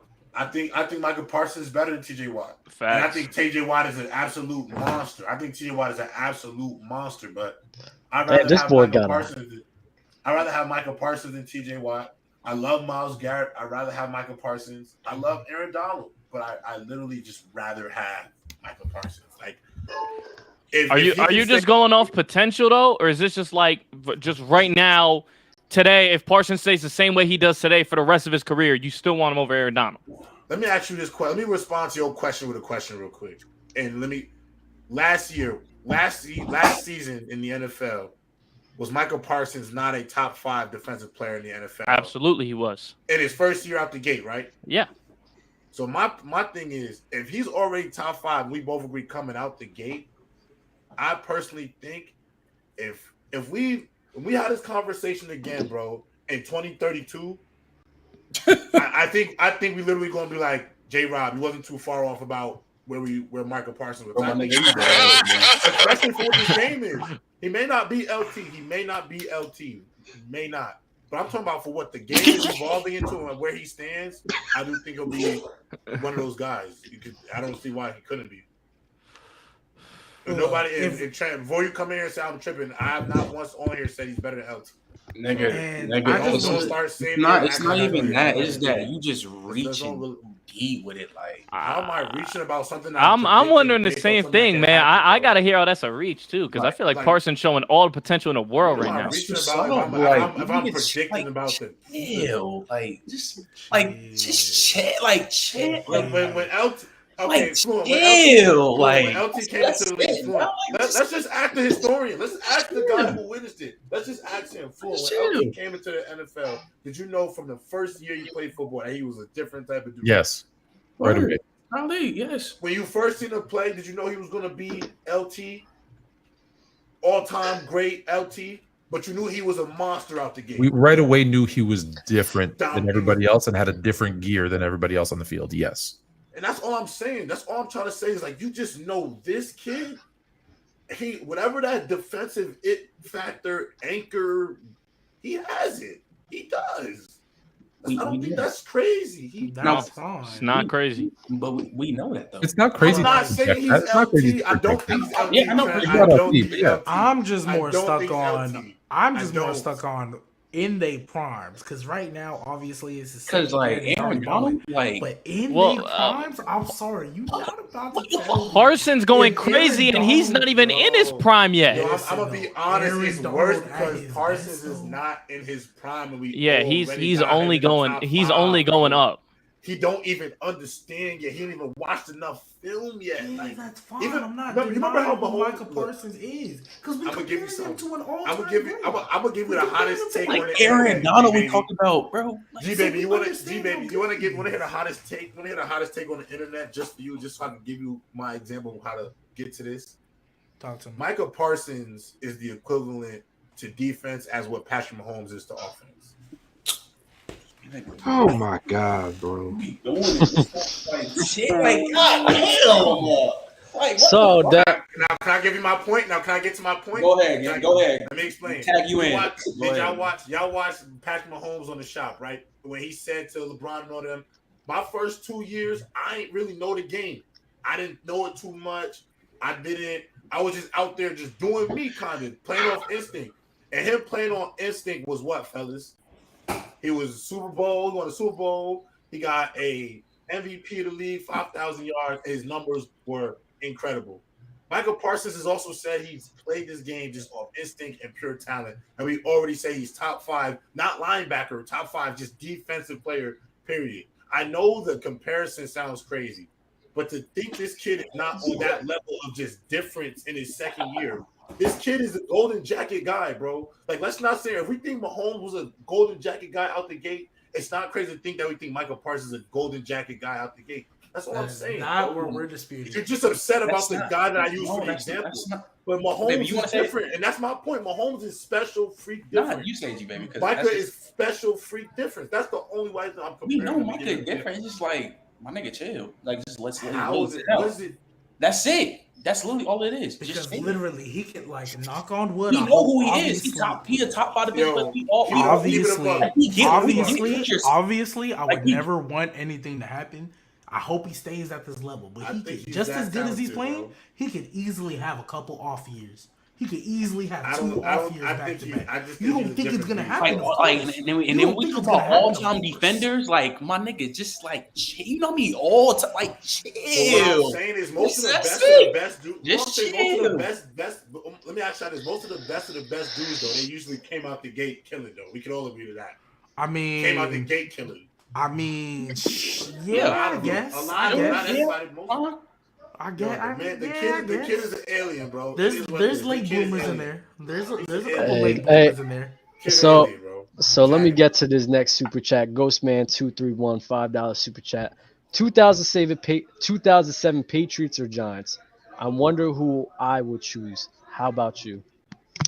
Yeah, I think he's talking to Doug. Yeah, that's gotta be a question. You already know me. He's talking to me. You already know me. Man, because you said you rather be the guy and lose than be. Would you rather be 07 Tom Brady or 07 Eli Manning?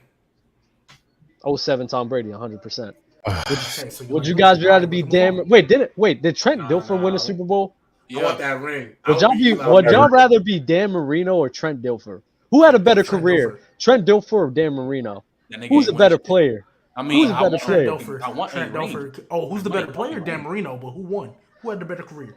Fuck that. Dan Marino still had the better career, even though Trent Dilfer won. That's a fact.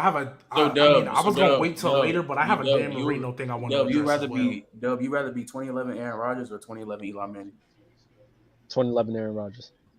Okay, every time. To lose. That's cool. I'd rather be the better player 100% of the time. I will always rather be the better player. Like, because that goes in the way I think. I don't think just because you win a ring that makes you a better player. Of course, no cap. So let me ask you a question: rather be John Elway or let me think. Who had better numbers but didn't win a ring than John Elway? I mean, maybe Dan Marino, possibly. Dan Marino. Would you rather be Dan Marino or John Elway? I think both of those guys like top 10, top 5. So like it wouldn't matter. I wouldn't care who I'm be. I'd rather be. Wouldn't care. John Elway, sure. Dan Marino. Who'd you rather be, Trent? Okay, Dan Marino, or Phillip Rivers? Dan Marino. Dan Marino. Easily. Even though Phillip Rivers has better stats. No, because Dan Marino didn't play in the time that Phillip Rivers. Would you rather be Eli Manning or Dan Marino?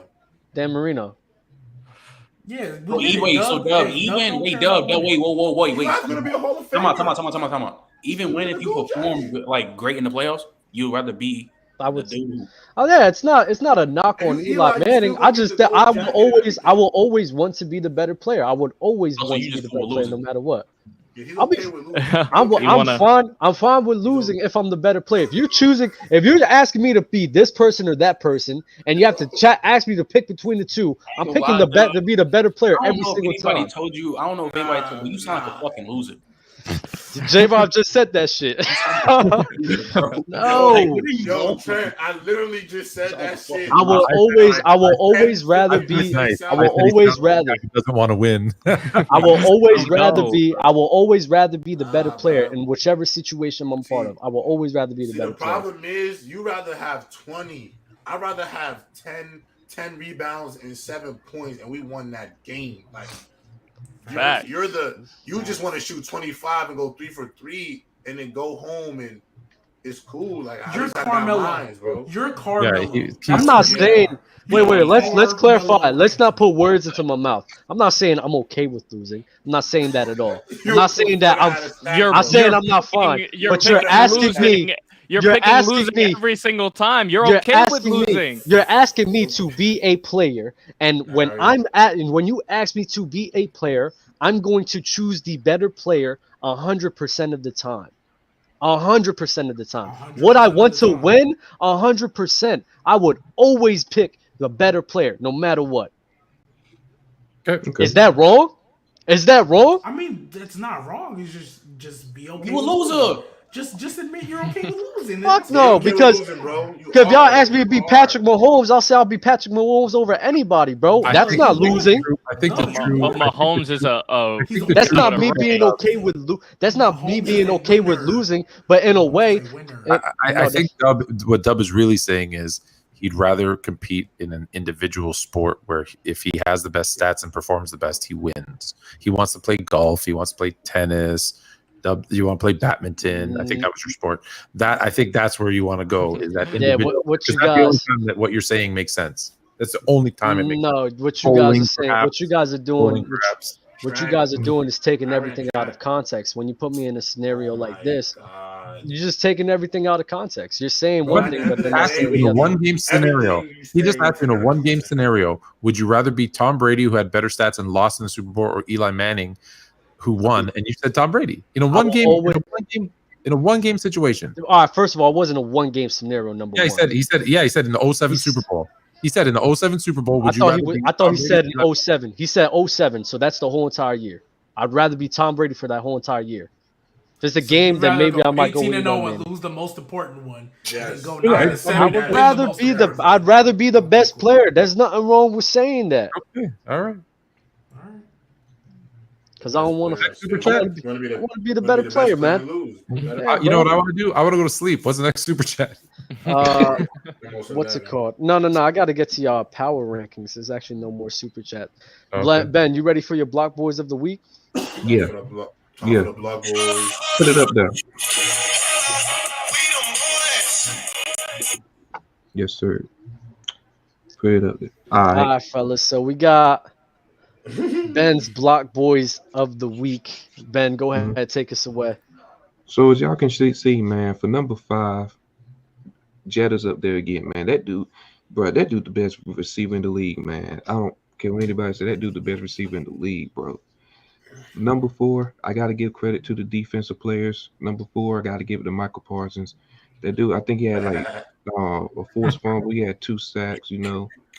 I had to give it to Michael Parsons for number 4. Number 3, Austin Eckler, man. The Chargers finally doing their thing now with Austin Eckler. They finally running the ball, you know what I'm saying?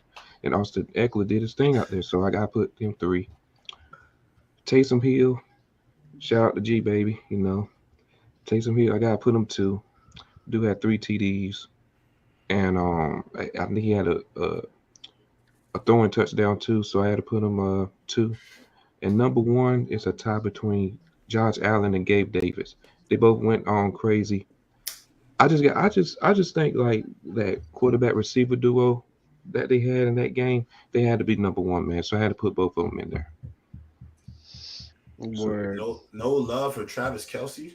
That's my honorable mention. Yo, 4 touchdowns and what? He Al Bundy that shit, bro. Yeah, he went crazy. All right, and this is the surprise right here. I didn't tell nobody this. This is right now. I'm not going to explain it or nothing, but this is right now. Quarterbacks I'm taking over Geno Smith right now. I got Pat. I'm not gonna lie. The only one I'm switching is Jimmy G. Hey, hold. Yeah, you taking Jimmy G over Geno Smith? I'm taking Geno Smith over Jimmy G. I have a question. And Kirk Cousins, I ain't gonna lie. What up, G-Baby? So real quick, is Tua not on this list because he got hurt? Yeah, because he got hurt. Yeah. Okay. Trevor Lawrence.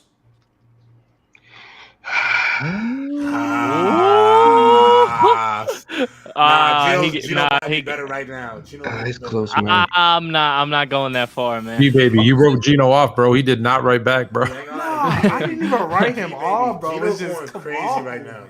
He's on some. Geno's just on another. He's on some Ryan Fitzpatrick run. That shit ain't. Trent, he turned. Speaking of So you think Geno at some point is gonna You think Geno at some point is going to fall back to his old self, and the Seahawks are going to be trash? His fall off so bad. I don't say they're going to be trash, but like he just on a Ryan Fitzpatrick run. Like this shit is. Well, if he's not playing like this, they're going to be bad. Like let's get that straight. If he's not playing like this, they're not going to be winning games. He probably will. I'm just saying, like it's been 5 games. He on a Ryan Fitzpatrick run. Like ain't that like so like. I would rather be Trent Dilfer than Dan Marino. Fuck out of here. Nobody said that. Yeah, because y'all don't want to say it, but by y'all logic, y'all should. So y'all being inconsistent. What are you showing us, bro? J-Rob, this is for you, brother. I like that 11 spot. The QB power rankings. Danny Dimes. Oh. We got some new face on the list.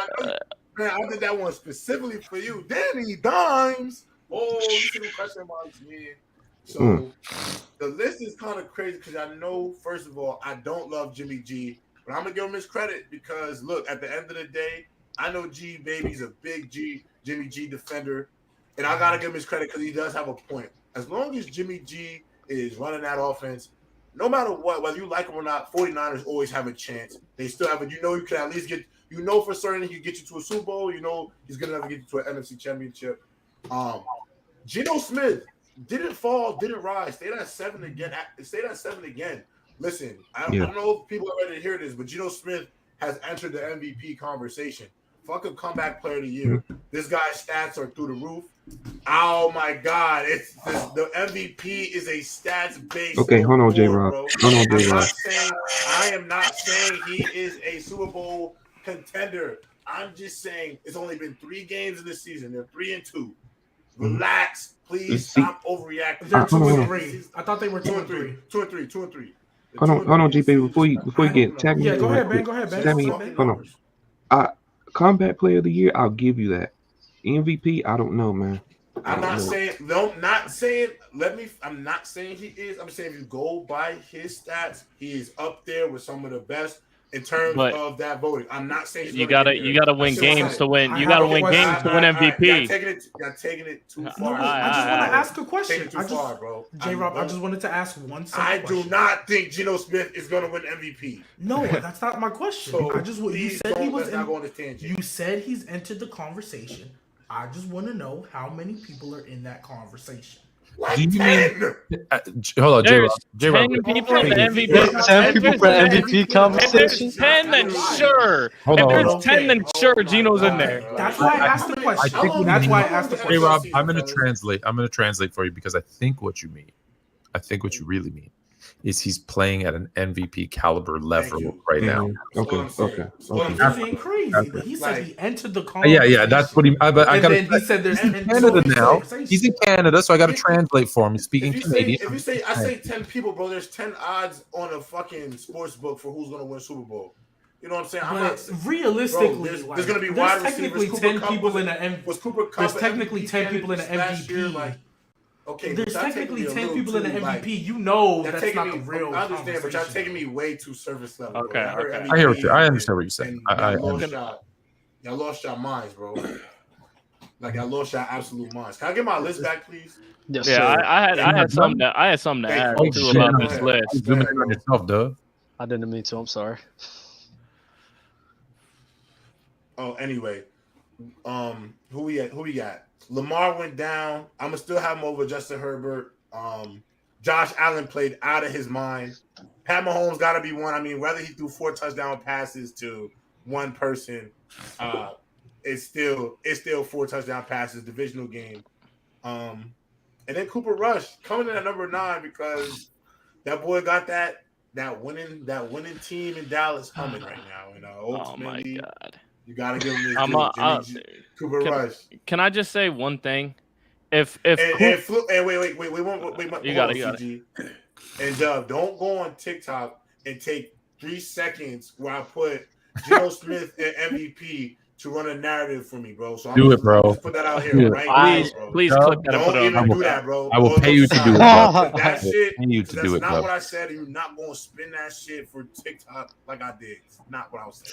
I will pay you to do it, Dub. I can't even do it. The windows are too small. Damn. That's why I went back to this. I mean, that's why I went back to this because I wanted him to say it again. Good. You going to drive? I'm not going to let you get that one. I got the software. I can get it. I can do it. Go ahead. CG, my bad. I Send ain't it to me. like that, bro. CG, what you got to say? Can we bring the list back up real quick? My fault. Go ahead. Simple thing for you, J-Rob. If Cooper Rush and Danny Dimes are on this list, there is no reason Jared Goff should not be here. I don't care if you're winning games or not winning games. The man is top 10 in passing yards, top 5 in passing touchdowns. And you got Danny Dimes, who gets carried by his running back. You got Rush, who's getting carried by his running backs and his defense. And you got these guys over Jared Goff. Good point. This is why you got to come weekly, bro. You can't just come when you want to, because at the end of the day, bro, Jared Goff was sitting pretty on this list for weeks. I've been giving Jared Goff big flowers, but bro, you score 0 points. You gotta fall off the list today, bro. Oh yeah. This is How many points did Cooper Rush score this week? He's averaging 22.5 a week since he's been a starter. He's averaging that, or the whole team is averaging. If we're talking about but my thing is your big thing. What's my criteria for my list? I don't know, but clearly winning means a lot more than individual stats. This is what the fuck I be talking about. Changes week to week. This list completely changes, bro. There's guys that will not. It's a weekly list. This shit completely doesn't. This doesn't. I get that. Lane, bro. I get that. It's weekly and game by game. So how the fuck would okay. If we're going game by game, I'm not okay. I get that. But then let me ask you something. Then if you're going game by game, this is just off of this week. I get that. How is Cooper Rush over Kirk Cousins? I get it. They both won their games. Cooper had 100 yards, no touchdowns, no picks, but Kirk threw for damn near 300 and a touchdown, and he won his game. So how their team scored more points. So how is Cousins below Rush? Not only did they win that game, they were down, and he brought them back. He brought them back. The reason why Kirk Cousins is in at 12, the only reason Kirk Cousins has 12 and Cooper Rush is 9 is because Kirk Cousins was out the list for a minute.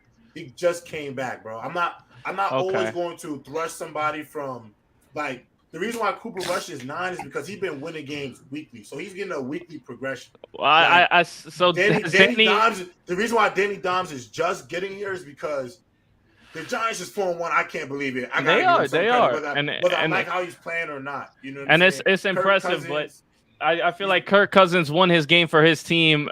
Danny Dimes is getting handed 4 wins because he has a good running back again. It's just I'm not impressed by Daniel Jones, man. I'm really not. Goddamn phone. Hold on. What the fuck? The thing is too, and I'll give you the thing is too, CG, about this list too, to give you like a real understanding is like there's gonna be guys on this list that are clearly always going to be on like the Mahomes, the Allen, Brady's, Rodgers.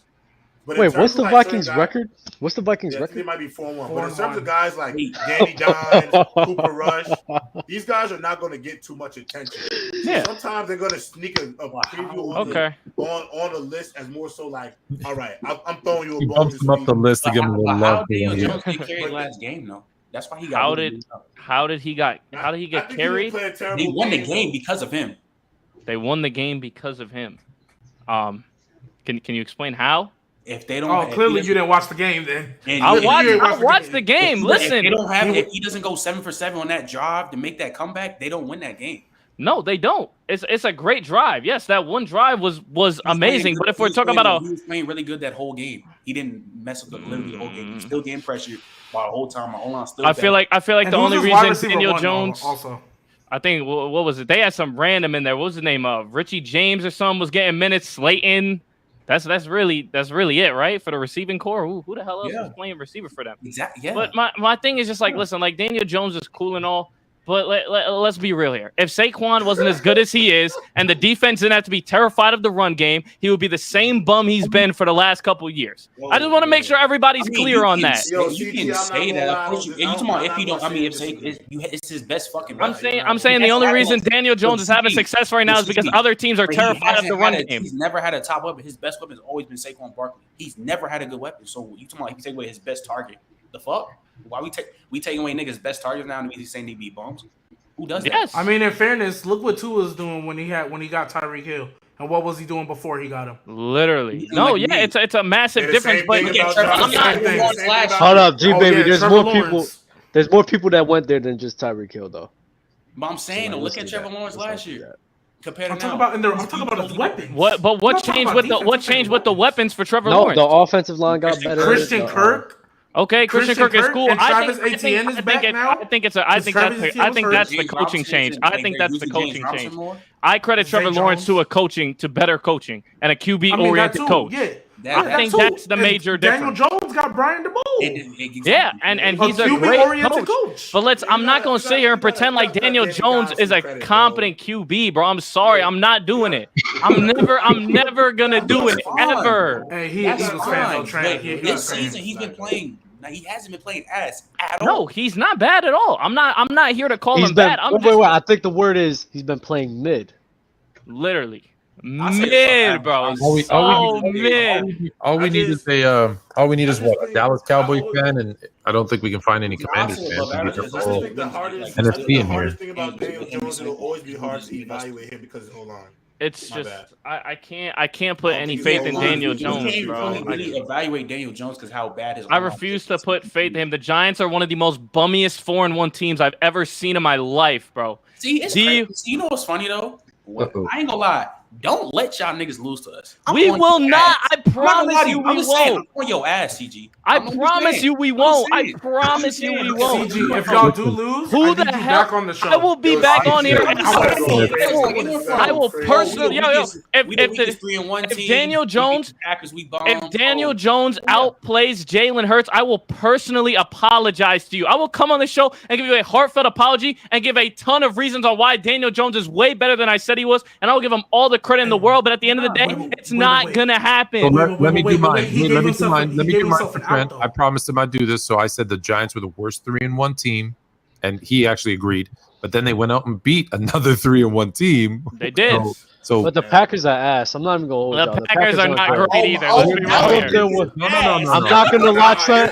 I'm not gonna lie, Trent. I'll say this. I am gonna do it. I am gonna do it. I am gonna do that. Let me tell you why. Because everybody lost their mind. Everyone lost their mind off of what I said. Let me tell you why. The Packers aren't even that good if we're gonna be honest, bro. And I've been saying that. I've been saying that since the year started, bro. Since the offseason, it's been the Vikings division. Since the offseason. Come on, son. Listen, I'll say this. For other people, you are absolutely correct. But this is the thing. For other people, you are absolutely correct. There are so many people that said the Packers are still going to be good. I don't care if they lost Davante Adams. They're still a good team. I am not one of those people. I have receipts of me way back in mid-July to early August saying this is the Vikings division. The Packers are nothing without Davante. So you're not going to impress me by beating a team that I already said was going to be terrible. I'm not trying to hear that shit because we are the fucking Giants. Like you said, we bums, right? You are bummed. And then also too, we beat the Green Bay Packers. And then also, let me tell you this. Wait, hold up. Also too, because CG, I saw that little out you did. You switched it from we're not gonna lose to if Daniel Jones. No. I'll give you. No, I will give you. If the Giants I will give you both. I will give you both. I will give you both. No receivers, all they have to say. I will give you both. I will give you both. If the Eagles win, but Daniel Jones outplays Hurts, I will come on here and apologize. If Hurts outplays Jones and the Giants still win, I will come on here and apologize. If either one of those happen, either one. In the NFC North rankings, Dub had the Packers winning. I did have the Packers winning in the offseason, but guess what else happened? Wait. Guess what else happened? Guess what else happened? Just 2 or 3 weeks ago, I said, yo, I don't think the Packers might even make the fucking playoffs. And I know that for a fact that I said that.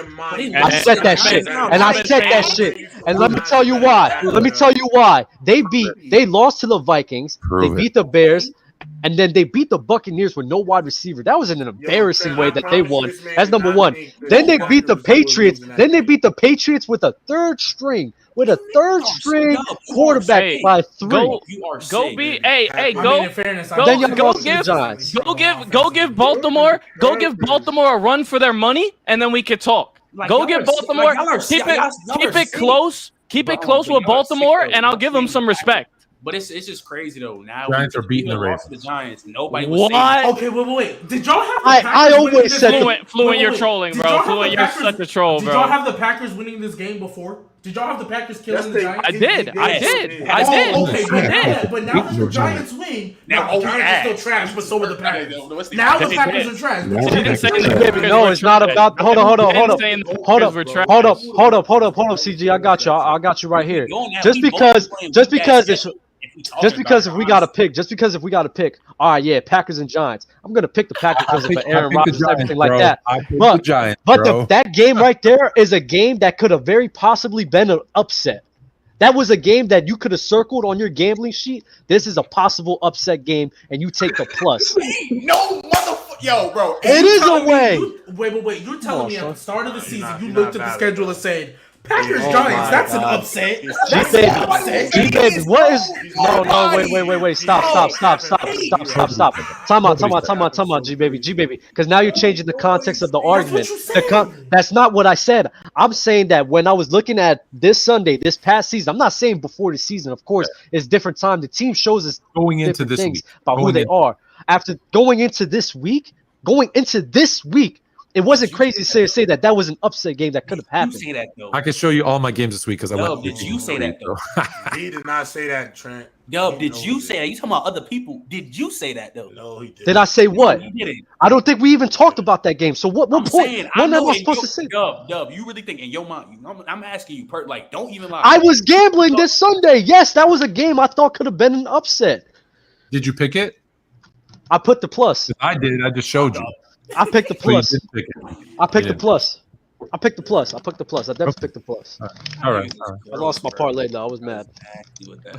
This See, man stop- is You should watch. nasty. You should watch Crunching the Numbers. We give good advice. Don't worry, man. I'm gonna be back week 14 when we bust up them Giants, man. I'm gonna be ready, and I'm gonna talk mine. Believe me. Because we both been playing not so good teams. bro. Hey, So, I mean, and also too, we talk about these Eagles, man. Like, hey, we want to talk about strength of schedule. like, so y'all barely beat the Cardinals. Oh no, for sure.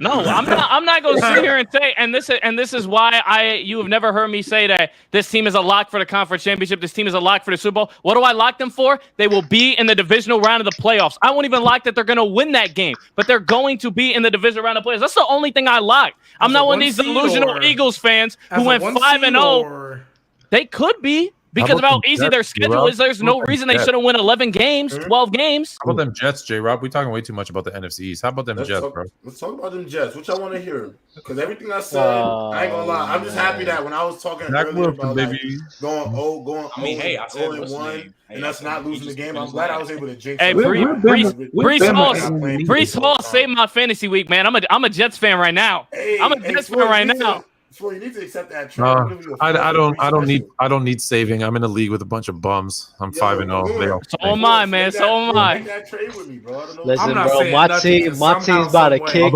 Although they all saved Trent's I ass. can't give you my He's home. got all the Hey, I quarterbacks did off all the the waiver wire. trades Trent now, has the best team in the league now because these dummies. Loaded came in with a super chat. Dub, I'll put 100 on Green Bay making the playoffs. I ain't No putting cap. 100 on that. No I'm cap. not putting 100 on that. I would not put no money on that. Yeah, I won't put Yeah, another Dub. 100. Oh, hold on, wait. I got another super chat I forgot to read from Cam Cobain. Is the quarterback position the most talented it's ever been? I'm guessing he's saying from a league standpoint. Yeah. I think it might be. It's definitely. Yes. Yeah. Yeah, I mean, what era we gonna compare it to? Terry Bradshaw's era? You know what I mean? No, I think I don't know what era you could argue. There was like 2010s, 2000s. I was gonna say Well, 2000 Brady- just because there was like a ton. Like you got Brady coming into fruition. Warner, McNabb, Vic, all at the same time. But You can't I compare. don't even think that compares to what the QB position looks like right now. No, I think it's now too. The best it's ever been. And they're Closest you'll- protected, you know. closest you'll Roughing get the is passes are 2010. OD. Oh my God, that Don't even Like, start those that. are Nothing like what's going on right now. ridiculous. Oh, They need like a referee to come out and officially state what counts as roughing the pass, because it feels like on any given hit, it just look at the draw and if a ref is gonna call it or not. Stephen A. Smith stole my line. I was like, they should just put flags on them, and all you got to do is rip their flag out so you don't hit them. It's getting ridiculous. It for sure is. I'm gonna transition to some of these other topics. Again, we're gonna end off on a special segment that we cooked up. Some of the hot topics. Devontae Adams has been. Did you get my top 10 list? Oh, I forgot about yours. Yeah, let me get onto that. You want to do? I'll do it fast. I'll do it fast. No discussion. Devontae Adams. Do you guys have anything to say about Devontae Adams being charged with the misdemeanor assault or the actions that he had after that loss? I think it's all that hard. It's honestly, I think him getting sued is the principle, because I'm not gonna hold you. If I was in that cameraman's position, I would be doing the exact same thing. Yup. Because because you play and get all this money don't mean you can just shut. Like, I'm doing my job. But he ran in front of him though. Okay, you can bump into him. This man full shoved it. I saw the video. That's OD.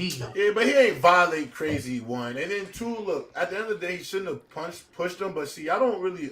And this is where I feel like this is the importance of like understanding the moment and having to be in somebody's shoes to understand a moment like that.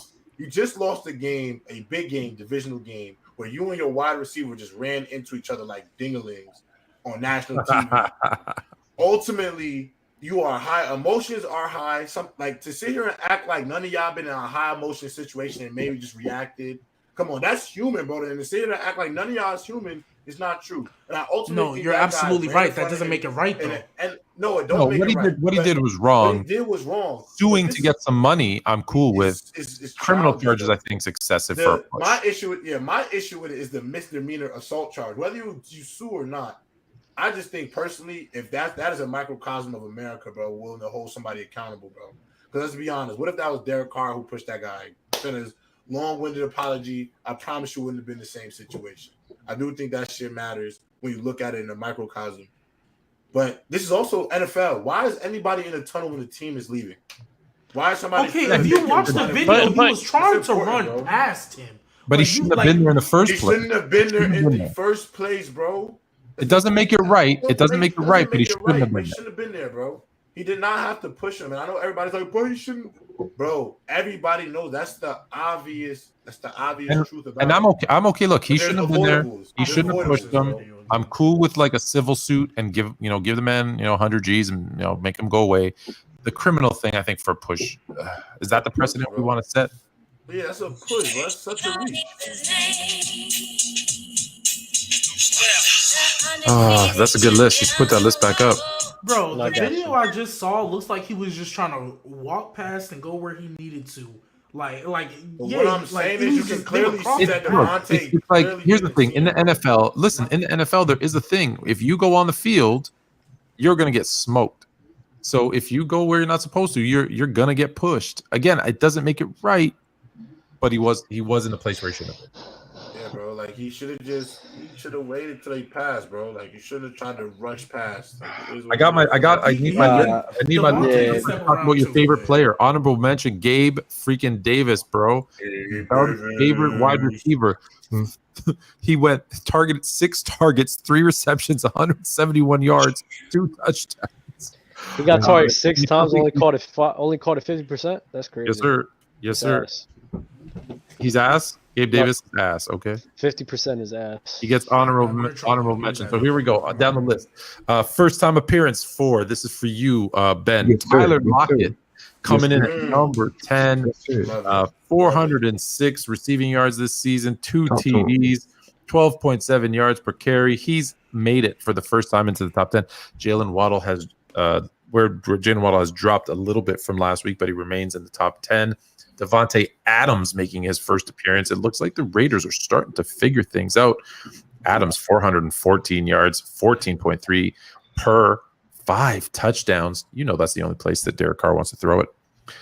Then we got Sutton. Sutton, I think, remains the same. Oh, no, he dropped. Cortland Sutton to number 7. Hollywood Brown coming in at number 6. I'm trying to go fast because we got a lot of stuff to do. AJ Brown at number 5. That's my guy in fantasy, along with somebody else that we'll talk to in a minute. Stephon Diggs dropped a little bit, 508 yards. He's 4th in receiving, 13 per 5 touchdowns. Another big touchdown guy. Josh Allen's favorite target. Tyreek Hill. It's going to be tough. I see him slipping. He was in the number 1 spot last week without a quarterback. We're probably going to see him slip a little bit. Get on the phone. Get Fitzpatrick or Dak in there, boys. Number 2, Number 2, this was controversial because him and Cup, I had them 1-2. I kept flipping back and forth, but I'm putting Jettis at number 2. I know he leads the league in yards now at 550 touchdowns, but Cooper Kupp, number 1 in receptions. I mentioned it earlier. Number 2 in yards, number 3 in touchdown. Yo, he's gonna mess around and get another triple crown. Oh man! Oh, here we He's go. gonna mess around and get another triple crown. And Y'all saying here we go, five. but it's not crazy the way it's looking right now. If we gonna You get all basics wrote right him now. off. You all it's wrote him not off. crazy. He's coming up. No. I'm not saying here we go like it's a bad. I'm saying fantasy draft is making me look like a genius because that's 2 weeks in a row. Cooper Kupp is taking me to the promised land. Yo, I'm just saying here we go because it's really hard to win 2 of them crowns. Listen, if he's even close though, there's I was no. about to say he ain't even got to win it. He just got to be close, and I'm not gonna hold you. If he's close, I think he's one after that. 1 or 2, he can't be. Yeah, I ain't gonna lie. If he goes crazy, like if he finishes like if he top finishes 1, 2, 3 in reception yards and touchdowns, you can't say nothing. Yeah, if he finishes top 3 in all 3 again, I will not. My perspective of him just being the slot receiver, it'll change. Like I'll have to really rethink my thoughts on that. Like even as a former player, like I have to think like this man's numbers is just too ridiculous for me not to have him at like 3, 2. You know. There you go. There's another wide receiver ranking this week as last week. No one's going to complain because I make the best lists. So we're gonna get into a new segment called Fraud or No. We're gonna go through some players. We're gonna go through some players in the NFL right now, and we're gonna talk about if they are frauds or no. Are you guys ready? All right. Yeah. All right. So the order will go straight down here. So CG, Ben, G Baby, J Rob, Fluent, and Trent. That's how we're gonna do it as. So on the first candidate of fraud or no, G Baby, you're gonna love this shit. Oh man, Geno Smith. Fraud or no? Man, I'm going nah. He's not no fraud.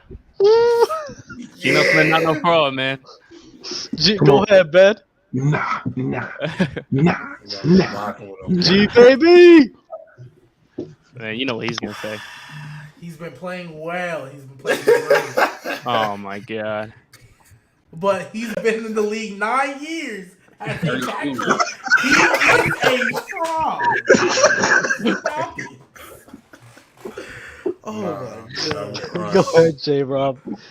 I'm not gonna lie. Nah, I'm jacking Geno. Nah, not a fraud. You guys are full of crap. He's a fraud. We know who he is. He's having a good run. He's a fraud.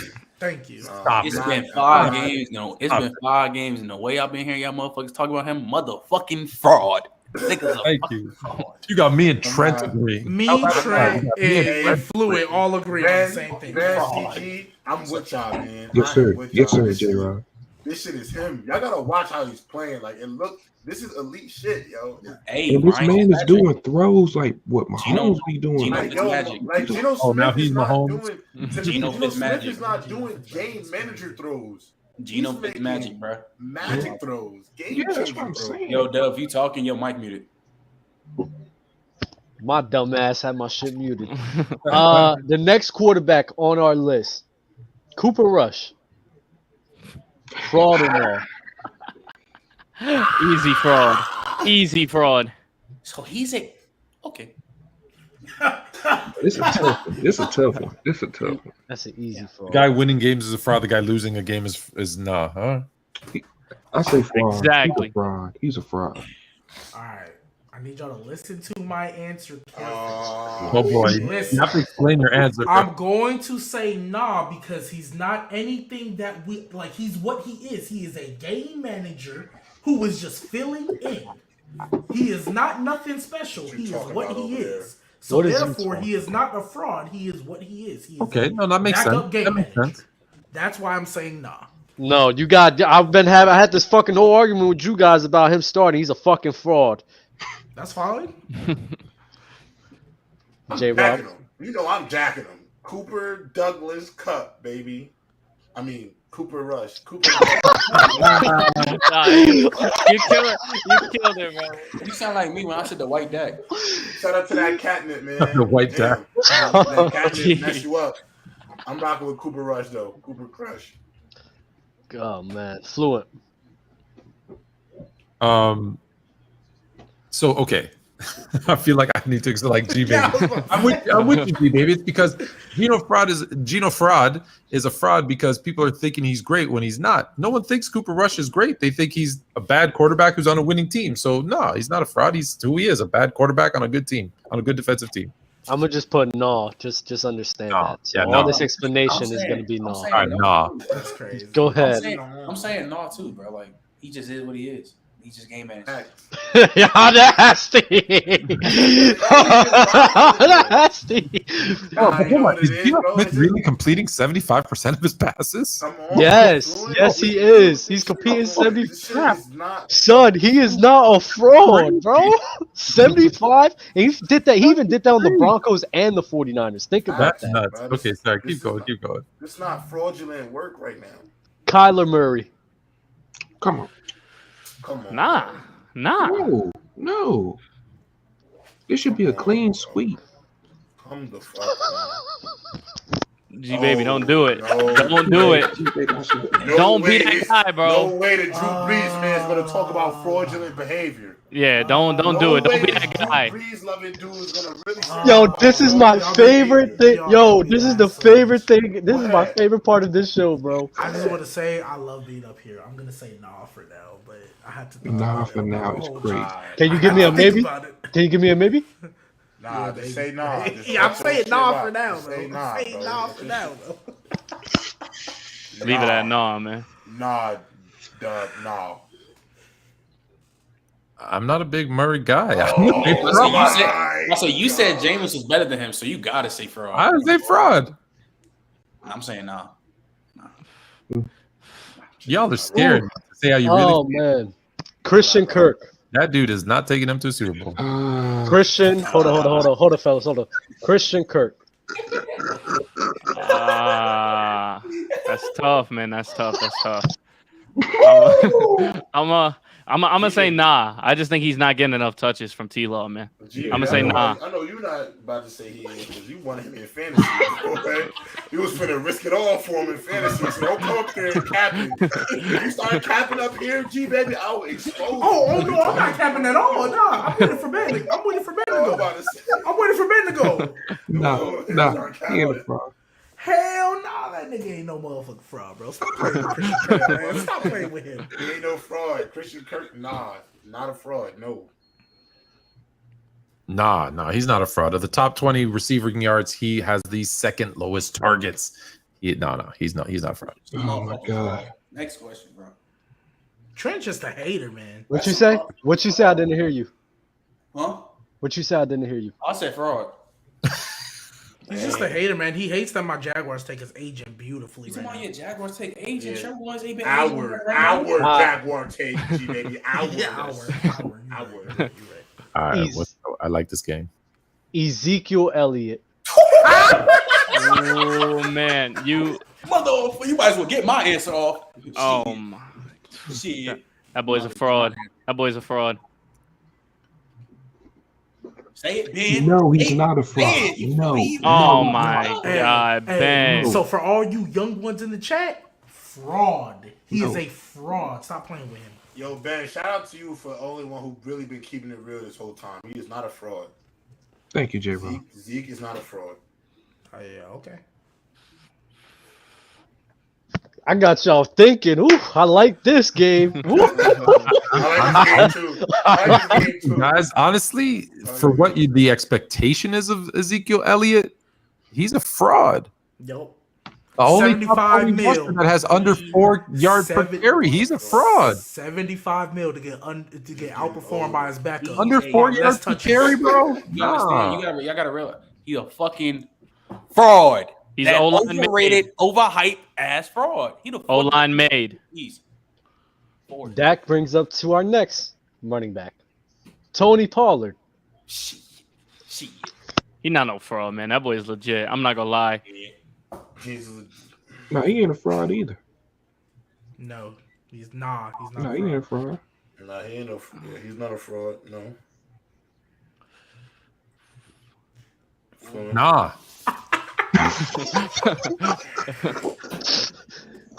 That's the running back. Another damn. He better than Zeke. He ain't no fraud. Oh my gosh, I Sacred think Game he's a said fraud. Ezekiel Elliott's a fullback. I'm crying right now. Called Ezekiel Elliott a fullback, bro. He might as well be a fullback. He's getting twice as many touches to average 2 less yards per carry. Give the ball to Tony Pollard some more. But let's keep it real. Tony Pollard, like he'll have like 2 or 3 big ass games, and he won't even be doing that. Then what the fuck is Zeke doing? I mean, I get you, but Nothing. Pollard has like 2 or big, They big ass games. They balance each other out. He almost get 30. I forgot he almost had like 30 carries. Got like Their 78 styles yards. literally Like, complement each other perfectly. Yeah, 22. That's a good Michael- example. Zeke and Pollard, they're Thunder and Lightning. Under Lightning is crazy. Under Lightning is crazy. Under Lightning. Under Lightning is crazy. Yo, I'm with you. I need everyone to be quiet. I need everyone to be quiet. I'm with you, man. Michael Thomas. Oh my god. Let's really talk about some shit. Damn. Why I gotta go Talk about first, some man? This Damn. is so Really tough. talk about some shit, man. I'm not gonna hold y'all. If y'all are thinking about it, y'all are doing it to troll me. No, I'm That's- thinking I'm gonna about it. try, I'm bro. gonna tell you right now. I'm really thinking about it, but I'm gonna say nah though. I'm gonna say nah though. I think it's just a QB play. Nah, he ain't a fraud. No, he's not a fraud. It's debatable though. How? I'm just. Oh my god, bro. I don't like Slam Boy, bro. I don't like Slam Boy. It's Yo, my personal preference. wait. Let's clarify. Wait. Let's You better remember, mute his you mic. guys have been going off of the expectations of everybody. And Yeah, expectations, so, you said top 5, top 10. And real quick, He's been hurt. CG, I'm glad you brought that up, that Mr. Slant Boy.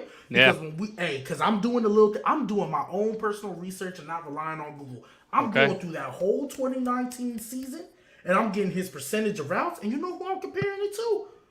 D-Hop's percentage of routes. And so far through these games I've gotten, they running the same type of routes. The only thing that's different in these first couple of games that I've seen, D-Hop has a corner route and Michael Thomas ain't ran that yet. They run the same amount of short routes. And y'all don't hear y'all call D-Hop no slam boy. But Michael Thomas, okay. I'm gonna come back.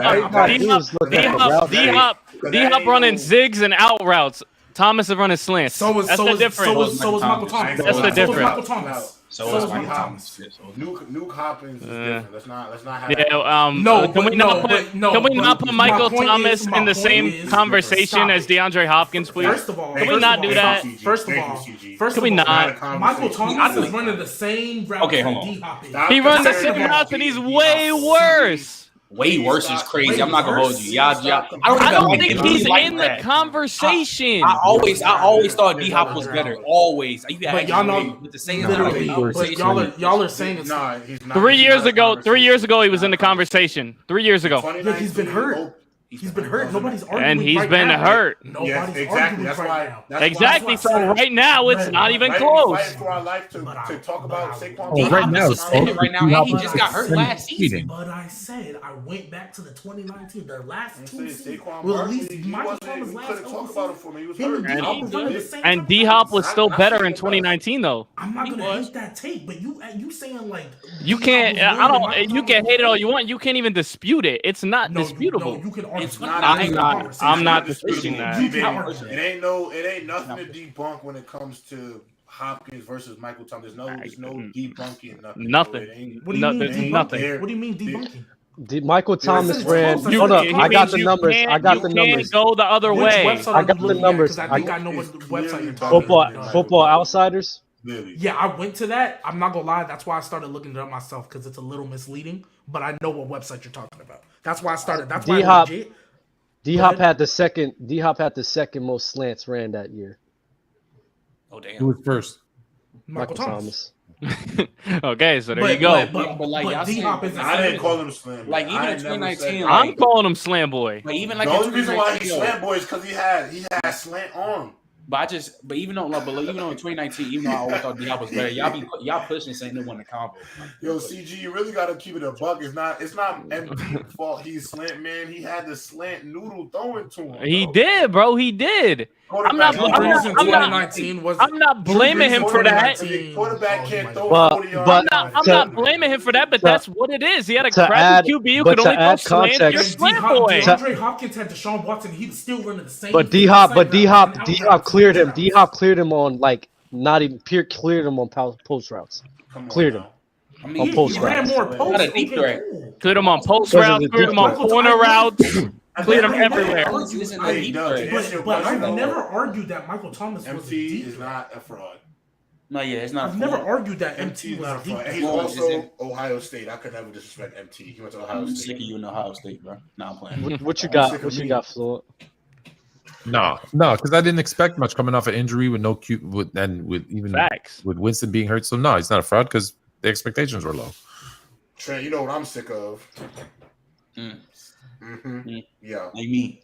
Yeah. Anyways. Yeah. Sick of what? Anyways, he been hurt. Fuck no. Ain't no fraud. Cool. Cool. Nah, but G baby, but what I said about Michael Thomas though, I said slants and short and intermediate routes, and the stats show that it's true. Yeah, but I'm saying like D-Hop, I've never argued that D-Hop was more of a deep threat.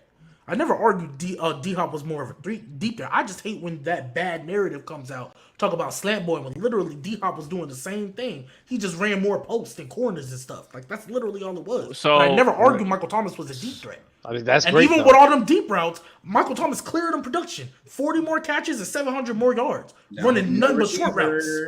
Yeah, you're gonna get more catches on short routes though. You're gonna get more catches on short routes though. They literally were running the same type of routes. Like they were running hitches. No, not if DeAndre Hopkins. D-Hop had more post and corners. I give you that. Like I literally said, I have NFL Plus. I went back to the 2019 year and watched them first 2 games. I'm saying so far, yes, D-Hop has ran more post and corners, but most of the catches they running the same type of routes: ins, outs, hitches, curls. Slants, but don't you think? Don't you think that a guy production matters? Don't you think that because you said you brought up most catches? Don't you think that a guy who's they're both running a lot of slants, but Michael Thomas is predominantly running way more short and intermediate passes, which leads to more catches. Both him and DeAndre Hopkins, like their slant percentage, and I think they were both in the same realm. Wasn't exactly the same, obviously, because Michael Thomas had more targets, and more catches. But their percentage of how much they're doing, that's all in the same out routes, slants, and short out routes. Michael Thomas cleared curl routes. Michael Thomas clears. So I mean at that DVOA. Are you looking at that DVOA? Because that's what I saw earlier. From Football Outsiders, right? That's what you're looking at? Yeah, he had Michael Thomas has 73 and D-Hop is nowhere near. Curl route, you're getting right 73 catches, 73 catches, or 73 routes ran. That's why I went back and looked at it. The main point is saying it's not a conversation back then. It's just stupid. Nah, we'll get into the next guy because I'm not sure about these stats. All right, just next guy. Seeing what I got. Next guy, Jimmy G. That's J-Rob to do right there. That's J-Rob to do. Nah, I don't think Jimmy G a fraud. Nah. Stop playing with me. Nah, I'm not gonna call him a fraud because he is what he is. Nah, when you are what you are, like nobody ever said Jimmy G was crazy, so he can't be a fraud because he's always been in that box. I could have swore I done seen a video of Marcus Mariota being over Jimmy G, but not a nigga, not a fraud. What? Marcus Mariota is what he is too, though. Why do I have to call him a fraud, though? What is? Hold on, J-Rob. Wait, let me get because I do want to ask that name right after. Fluent. Who do you have? No, Jimmy G's not. Trent.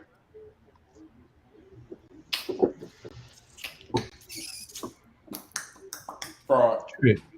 Huh? I feel like it's hard to call him a fraud, though. The last one is Marcus Mariota. Come on, bro. Fraud. Yeah, fraud. How? Fraud. No, he's not a fraud. What did y'all think he was?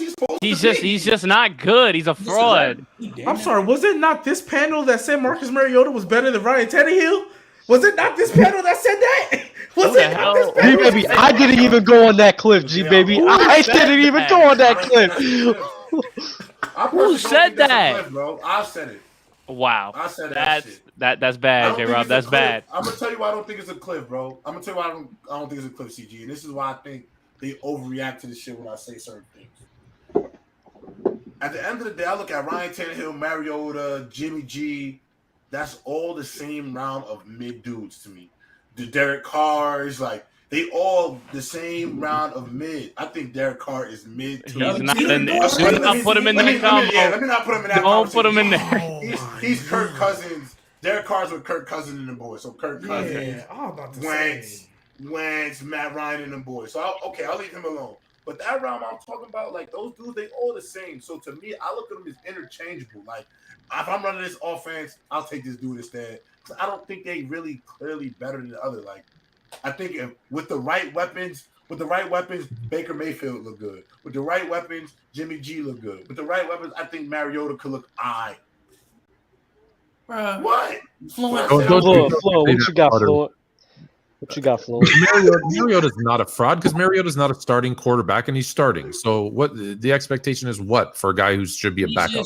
He's not a fraud. He's just not a good quarterback. I guess I'm gonna just say fraud because he's ass. I don't even know what that is. I'm an Oregon I'm fan. just like I don't even know if he's a top 32 quarterback in the league. I just said he's a backup. Yeah, so and they have him starting. So what do you expect? So I'm just like I'm gonna say nah because he just fucking sucks. A backup caliber quarterback can win games if things around him are good. Baker Mayfield is a backup quarterback. So we got a couple super chats from Delta Jones. Quarterback? We got a super chat from Delta Jones. Luka, better QB than Cooper Rush. And Lamar, Baker Mayfield, Brady, hashtag BLM. Benjamin. Lucas, super chat from, yo, shout out my guys on the stream. How about them Giants? Y'all think they can make the playoffs? Also, where do y'all rank Saquon overall? Love for life. Number one, Lucas. Number one.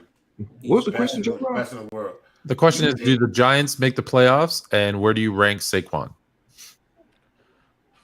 Oh, the Giants. Yeah, I mean, I'm gonna say this, bro. If we beat the Ravens, we contenders. I don't give a fuck what y'all say. I'm done. If we beat the fucking Ravens, we're going to be. Yeah, I beat the Ravens. You beat the Ravens. I'm gonna sit here and be like, yeah, they making the playoffs. I'm gonna shut my mouth real quick. And then Saquon is one. He 1A, 1B with Chubb. Simple as that. Yeah, I'd say the only guy you could even argue is Chubb, but I wouldn't even do that. I think Saquon top one. I agree. I think Saquon won. Got you. Well, I drafted Chubb, so I got Chubb one. Does anybody else want to put in an input for that? Not the super chat. I did want to address just one super thing. I didn't know what we had on there. I just wanted to address like one thing because you posted a TikTok. When I called Dan Marino a fraud. And I've seen a lot of stitches on my For You page to that specific TikTok. So I just wanted to address it real quick. And while in the beginning of the show, because I didn't want to make sure I was lying, I wanted to come out and I have the numbers right here because a lot of people in their comments in the stitches they were like, "Oh, Dan Marino, he had bottom 32 defenses and stuff when he was in the playoffs and all that. And after his second year, he always had a bad defense." Now, there were some years where he had terrible defenses. So I specifically picked the years where he had top 10 defenses. So 83 and 84, we know those were his first 2 years. I'm not counting his rookie year. His second year, that was his best one, but the Super Bowl loss. Fast forward to 1990. They had the number 4 defense in points allowed and number 7 in yards. 23 for 49, 323, 3 touchdowns, 2 interceptions with a 47% completion percentage and a playoff loss. 92. 11 points allowed, 10 yards, 22 for 45, 268, 1 touchdown, 2 interceptions. Now, I could keep spitting these numbers at y'all. The reason I called him a fraud is because you had people putting Dan Marino in the top 5 for years. And I get it. He was throwing for 5K when ain't nobody was doing that in a non-passing league in his second year. That's great. That's fantastic. But you know what happened every time he got into the playoffs? 47% completion, 49% completion, 52% completion. Playing games, not throwing touchdowns, he just picks. with top defenses. Matter of fact, in 1998, yes, it was the tail end of his career, he had the #1 ranked defense under Jimmy Johnson and folded in the playoffs. Folded. He was a What fraud. year? 98? Yeah, I said it was the tail end of his 37 career. years old. It was the end of his career, but I also He was said age. That's nasty. That's nasty, G baby. 37 years old. Get him out of here. Get him out of He was here. trash too. In 1995, he was trash. 1992, he was trash. 1990, he was trash. 84, he was trash. I mean, Oh, no, I'm if sorry. 84. Dan Marino was 84, so no, trash no. at the end of the day, then Drew Brees was trash too. That's a I fact. mean, you said Big Ben was better than him. You should say Big Ben I don't better like than Marino. I'm just saying, if you're gonna come up, my thing is, if you're going to, this is my thing. No, Trent, my point is just, if you're gonna come up here and trash Dan Marino and call him a fraud, then Drew Brees is a fraud too. No, you know why? Because no. That's Just saying, bro. Why The not? reason Don't why- make Why me not? pull up what Drew Brees was the doing in the reason why playoffs. G-Baby Don't make me pull up what Drew Brees was doing in the The reason playoffs. why G Baby and One guy's a Dawson fraud, brought he's a them fraud. up because you brought up wins and shit, and then they just asked why is Warren moved top 10. Yeah. He went Yeah, shit. And then we went to Dan I Marino. thought And they Dan Marino got Dan some Marino. crazy numbers, bro. Dan Marino. I mean, he got some crazy numbers and some In the choking. regular season, He got some choking. Niggas always kill Aaron Rodgers for he always underperformed and shit like this. But they put Aaron Rodgers in the top 5 too. Yeah, and he way better than Marino. He's He got way a better ring. than Dan Marino. I don't think Yes, he's sir. that better. How is he way better than Dan Marino? I think he's better. I think he's better. Huh? You was there when we went through what Drew Brees was doing in the playoffs, Doug.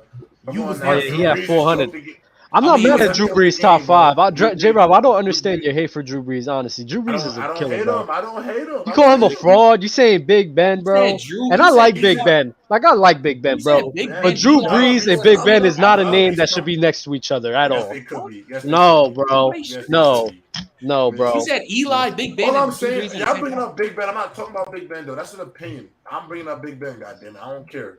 I think Drew Brees is a fraud. But my point is, if you're gonna call Drew Brees a fraud, if Dan Marino is a fraud, then so is Drew Brees. I do agree with that, though, G baby. I do Drew agree. Brees wasn't throwing for So, 47% in the playoff because game. he didn't perform in the playoffs. You said what? That's what I'm G saying. baby. Dan He's Marino's a fraud he because didn't perform in the playoffs. a lot of the point. playoff losses he was not performed under 50% completion percentage, and that's okay to you He said a lot That's of okay. them. Now he's had good playoff performances. Nobody for sure. But I'm talking. But he's had there's bad a- ones. And I'm just saying. he went through a lot So of when losses. Drew Brees threw that when Drew Brees threw that pick in the playoffs, it don't matter because he played a good game the other rest Are of you the talking way. about the Rams game? Are bro? you talking about the Rams one? I'm just talking about the interception that was thrown in the playoffs, bro. Don't talk to me about the Which call. They got which the ball one? first. Which one? The Rams one, right? You talking about the Rams Oh, you one? act like context though. Like we knew he That's could. not a context, Ben, bro. It's not a context. I'm not saying. I didn't say it's a context, man. I said It's not a context, context, nigga. I didn't say no context, man. I'm just saying he's talking about. I'm just asking for clarification because I give you What multiple. what I'm saying is straight. He's talking about the numbers, right? And what I'm saying is, if you throw a pick at the end of the game to lose it, does it matter what your numbers were? I mean, did he not? I mean, did he not get sacked in that pick versus the Rams? all I'm saying- thinking you bringing that up though, so I'm thinking did I'm he not bringing, get sacked? I'm bringing that point to say, like, you bringing up his points as if, like, But Drew did he Brees not was get sacked and flawless, miss the bro. ball? He got sacked. He got It hit on the happens, throw. bro. Okay. But so you're blaming him for getting hit while he's throwing? Oh my god. He got I'm not hit. gonna yell. I'm You not watched gonna them yell. games in the I'm not 80s? gonna yell. Why was he have an 80% G baby, completion yo, percentage? please. Did you go to them? But that don't make. You But that act like don't you make. seen Hold on, games in you the bringing 80s. that play? You're bringing that exact bringing play up. it. He got hit. One What play. about all the other games? So He was throwing for every 400 yards in some games, and his every defense game was that selling. Drew Brees lost in the playoffs, it was somebody else. I didn't say that, and I've That's why I always keep said, going back to I've- if they would have yeah, won the I'm- game, you would have gave him all the credit. I've said the That's games my I've point. held against him, the for sure losing to the Vikings the second time, I couldn't excuse that. But you're holding- that second I time, I understand couldn't that. excuse it. Yeah, I've held Drew Brees, but I've also looked at games where he threw for 400 yards, and the defense. But it's only was two. selling. It's only two games, though, I'm G saying, baby. okay, It was only I'm two saying- games, though. Yeah, I know, you holding I'm these saying, Did you watch, You're just holding out of the curiosity, G 400. baby, because you said you have NFL Plus. Did you watch that game in '85 where he No, threw he ain't 49 seen none of them. against the He Patriots, ain't watched none the of sixth them, best bro. defense in the league? Did you watch that game? He ain't seen none of them fluent. Pardon? I did not watch the. You did not watch that game? I would suggest. I mean, I this. didn't bring. I would up- suggest this. If you're going to call him a fraud bringing up because that- of that game specifically, go watch it and then come back. I mean, I didn't bring up 85. I didn't bring up You did. 85. I brought up. You said when he threw 49%. That was that year. No, that was 1992. 22 for 45, 268, one touchdown, two picks. He That was brought up 1992. multiple years. He didn't bring up. Yeah. He did. I 85 thought you said and- 49%. Okay. No. In 85, I didn't hold against them because I don't think their defense was that good. I'm just saying though, like the way how y'all talk about it, y'all always call Aaron Rodgers a fraud. Like we seen Aaron Rodgers have good performances and he's choked. Oh, not even a fraud. Just say that he's underperformed. You can say the same shit about Dan Marino. I mean, this whole chat has a Rodgers thing. I mean, like the whole chat has a Rodgers thing. Like, when I say I would rather be Dan Marino, Rodgers is very easy to hate. That's why he's very that's very easy to hate. The thing about Dan Marino is it's tough to compare him because you guys are comparing him to what you see today, which is very difficult because the game has evolved so much in terms of the passing game that when you try to compare his numbers and certain things, guys, it's really hard. But I'm telling you, as a guy who's watching him and as a guy who's a Bears fan who our only loss in 85 when we won the Super Bowl, we went 15-1, only lost one game, and that was to Dan Marino and the Dolphins. For his time, he was different. Yeah, for sure. Relative to he threw a beautiful ball. He was super talented. He was the most talented. But that's not our point. Like, I'm just saying. We understand that like certain things like you can't compare it to today. You can't compare it to today. That's fine. We're just saying relative to era, he's first player ever. Relative to era, Terry Bradshaw was OD. He just underperformed. You're correct. You're right. He needs more respect. You're absolutely right. I'm just saying. We understand that, like what he was and how he was different in the 80s. That he still underperformed well. That's it. Yeah, he underperformed. Like I said, he underperformed. But I would go back and watch those games. Well,